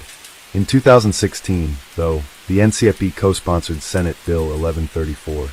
This bill allowed wrongfully convicted inmates, like Davis, to prove that new evidence would likely have been compelling to a jury. NCIP attorney Melissa O'Connell filed a petition for a new trial based on the new DNA evidence testing. Championed by former California State Senator Martha Leno, the bill was passed in January 2017, putting California's standard in line with that of 43 other states. In 2019, Superior Court Judge Kenneth Malakian vacated Davis's 2005 conviction and ordered a new trial. Initially set to start in fall of 2019, however, the judge announced the trial would take place in April 2020, citing the defense attorney's health as the catalyst for change in date. However, the fate of the trial was about to change once again. Advancements in DNA testing led to Davis becoming the first convicted person in California and the second in the United States to be exonerated for a crime. Genetic genealogy is a fairly new DNA testing concept. It involves taking DNA evidence from a crime scene and sending them to genetic companies. These companies then search family tree databases to find a potential match. In February 2020, DNA evidence matched to a man considered an unlikely suspect. El Dorado County Attorney Vern Pearson announced in February 2020 that a new suspect had been identified as the man linked to the DNA evidence found on Jane Hilton's body. Following the arrest, many people spoke to the media about the man they knew as Michael Green. Green was a longtime resident of Roseville, California. He graduated from Oakmount High School in 1986. He was described as an easygoing, kind person, even-tempered, and even super chill. One classmate who wanted to remain anonymous could not understand why Green would go to El Dorado Hills and brutally murder a woman. According to reports, Green was 17 years old at the time of Hilton's murder. On the night of July 6, 1985, the victim's daughter Autumn met Green and two of his friends, Calvin and Stephen. They hung out together at the park when Autumn decided to go home and have a shower before returning. Allegedly, Autumn told her mother she was going to another friend's house for the evening. Instead, she returned to the park to join the boys. What happened next is pure speculation. Investigators believe that during this time, Green broke into the house and was confronted by Jane. In a struggle to get away, Green may have attacked her in a frenzy. Following the attack, Jane's body was discovered by Davis, Dahl, and Autumn when they returned home. Green had no criminal convictions either before or after the murder. It seems he'd led a normal life until DNA linked him to the gruesome crime. The other two boys who were with Green were tracked down shortly after his arrest. Calvin, unfortunately, had died some time ago. Stephen, however, was found and interviewed the day after the arrest. He was being treated as a witness and not a participant. Green was arrested on February 11, 2020. Since Green was a teenager at the time of the murder, he made his first appearance at the juvenile court on February 19, 2020. District Attorney Vern Pearson said that, procedurally, the court has to go through some steps on the juvenile side of it. Following this, Green was granted the transfer so that he could be tried as an adult. He waited 2.5 years before he would be tried in court. Green pleaded no contest on July 29, 2022. This plea means Green gave up his right to a jury trial. A jury trial meant he was to face a charge of first-degree murder. He also gave up his chance to challenge the plea or the consequences of his decision. His sentencing date was set for September 27, 2022, to be presided over by Judge Suzanne Kingsbury. At sentencing, Dr. Elizabeth Kaufman, a professor in psychological science education, was called in on educational capacity to explain to the court the development of an adolescent. Kaufman's research explained the varying development needs of adolescents with regard to emotional and cognitive development. The late adolescent stage allowed an individual to understand right from wrong. Yet, at the same time, they're also functioning under diminished capacity for impulse control. The defense called several witnesses from Green's childhood, some who even maintained relationships with him into adulthood. Each witness was asked if their opinion had changed of him since the knowledge of his confession. All witnesses agreed they'd been shocked to discover that he was responsible for the murder of Hilton. Individuals who knew him in varying capacities described him as jovial, popular, funny, and loving. These words were used to describe him before and after the murder. Green's ex-wife, Karen Green, said after witness statements were given, each of Jane Hilton's children presented their victim impact statements. They all described the unforgivable loss that Green inflicted upon their family. The why it happened and how different my life could have been will haunt me forever, said Heather Purvis McConnell, one of Jane's daughters. Argith Brandon, Hilton's fourth child, said, "I love my mother, and I assume Liko loves his mother too. I want to know what he would feel, or what he would say to the person who stabbed your mother 29 times. What would you do if you received an early morning call to tell you your mother is dead?" The court listened to her description of the feeling of gathering her mother's belongings from the house in which she was killed. Argith finished with a powerful declaration. "We will always have something in common, regretting the stupid decision you made 37 years ago." Hilton's son Ian echoed his sister's sentiments. He went on to explain the uncertainty the family faced and the recurring nightmares they suffered, especially after the crooked finger of blame was pointed at his own sister, Autumn. He broke down in tears as he ended with an almost inaudible remark, "All the words we say will never bring my mother back." Autumn was the last to speak. Her statement showed true agony as she recounted the cloud of suspicions she'd lived under for the last 2 decades. Recounting the day 2 crew-cup-thick mustache detectives came into her house, telling her they found the people responsible for her mother's death. She was then repeatedly accused of biting her mother and helping move her body from the floor to the bed. Autumn went on to say that if she hadn't said the word lawyer at that point, she did not know how much further the intimidation tactics of the investigators could have gone. Afterwards, Deputy District Attorney Jay Linden read a statement on behalf of the family. In the statement, he asked Green what made him end Jane's life in such a brutal manner. "You beat her. She had numerous wounds around her head and face. By your own words, you kicked her jaw. You bit her on the shoulder. Why was that?" Linden continued to read the statement that expressed how Green didn't just murder Jane, he destroyed numerous lives in the process. Linden then asked Green if he'd given any thought about Jane and who she was. He pointed out her achievements and the love she had for each of her children. In closing arguments, Margaret Husher, Green's defense attorney, stressed the idea that he was unable to stop himself. She emphasized that he did not know what he was doing was wrong, as he was an adolescent at the time. This argument was based on the testimony of expert witness Dr. Kaufman. She asked that the court show mercy as she read off the multiple penal codes and rules of the court. Judge Kingsbury interjected by saying, "The court is not going to put him on probation," effectively ending any further comment from the defense. In response, Linden thanked the court and said the application for probation was offensive. He said, Linden stated that he already got away with murder for 37 years. Placing him on probation allowed him to get away with more. Judge Kingsbury said she had heard a multitude of arguments about murder cases surrounding adolescent development. She remarked that after her 26 years on the bench, Jane Hilton's murder was by far the most brutal. Before passing her sentence, Kingsbury asked the family for their forgiveness for the trauma they had suffered, although she was not originally assigned the case. She also hoped they would heal from the pain, as it would have been their mother's wish. Kingsbury then encouraged Green to use all resources at his disposal in the California Department of Rehabilitation. "You're the key to the questions these people have. Doing that could ultimately help you with your outcome as it relates to parole," said Kingsbury. In closing, Kingsbury pointed out that she had heard from his friends that there's a great side to him and that he has much to offer. She also said he was young enough to be released and live a productive life. Green was sentenced to 15 years to life and remanded to the El Dorado County Jail. He will then be transferred to the California Department of Rehabilitation. Restitution will be decided after further consideration by the court. Davis was released on February 13, 2020, and planned to celebrate over a pizza with his family. His lawyer, Melissa O'Connell, said he will be entitled to more than $750,000 in state compensation for the wrongful conviction. Although the amount was high enough for him to re-enter society and start afresh, O'Connell said it could not make up for the years of freedom that he lost.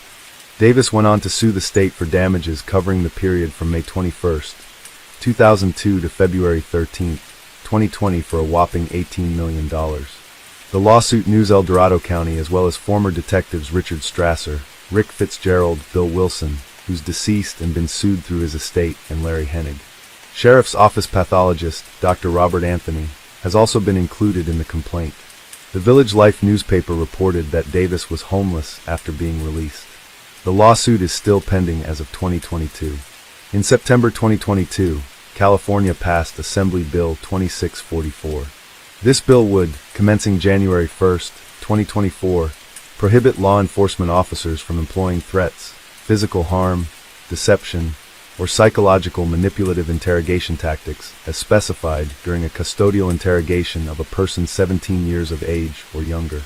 The bill faced opposition, but District Attorney Van Pearson is urging all law enforcement to stop using intimidation tactics. Pearson stated that 10 years ago, he would have viewed the methods used to get a confession differently. However, after seeing the true impact it can have, he believed there is room for change.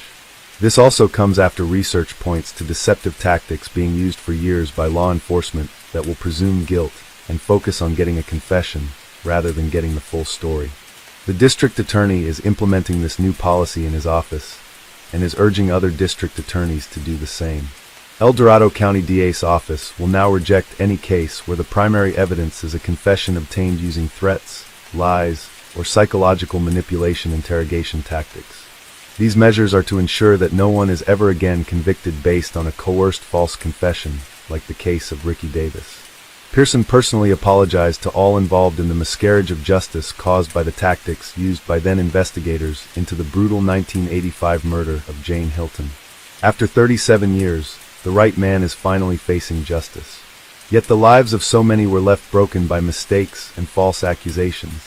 For Jane Hilton's family, hopefully they can now pick up the pieces after being divided over the innocence of their own sister, Autumn. Ricky Davis can never regain the liberty he lost. And Michael Green destroyed not only the lives of the victim's family and friends, but the lives that he touched in the years before and after the murder.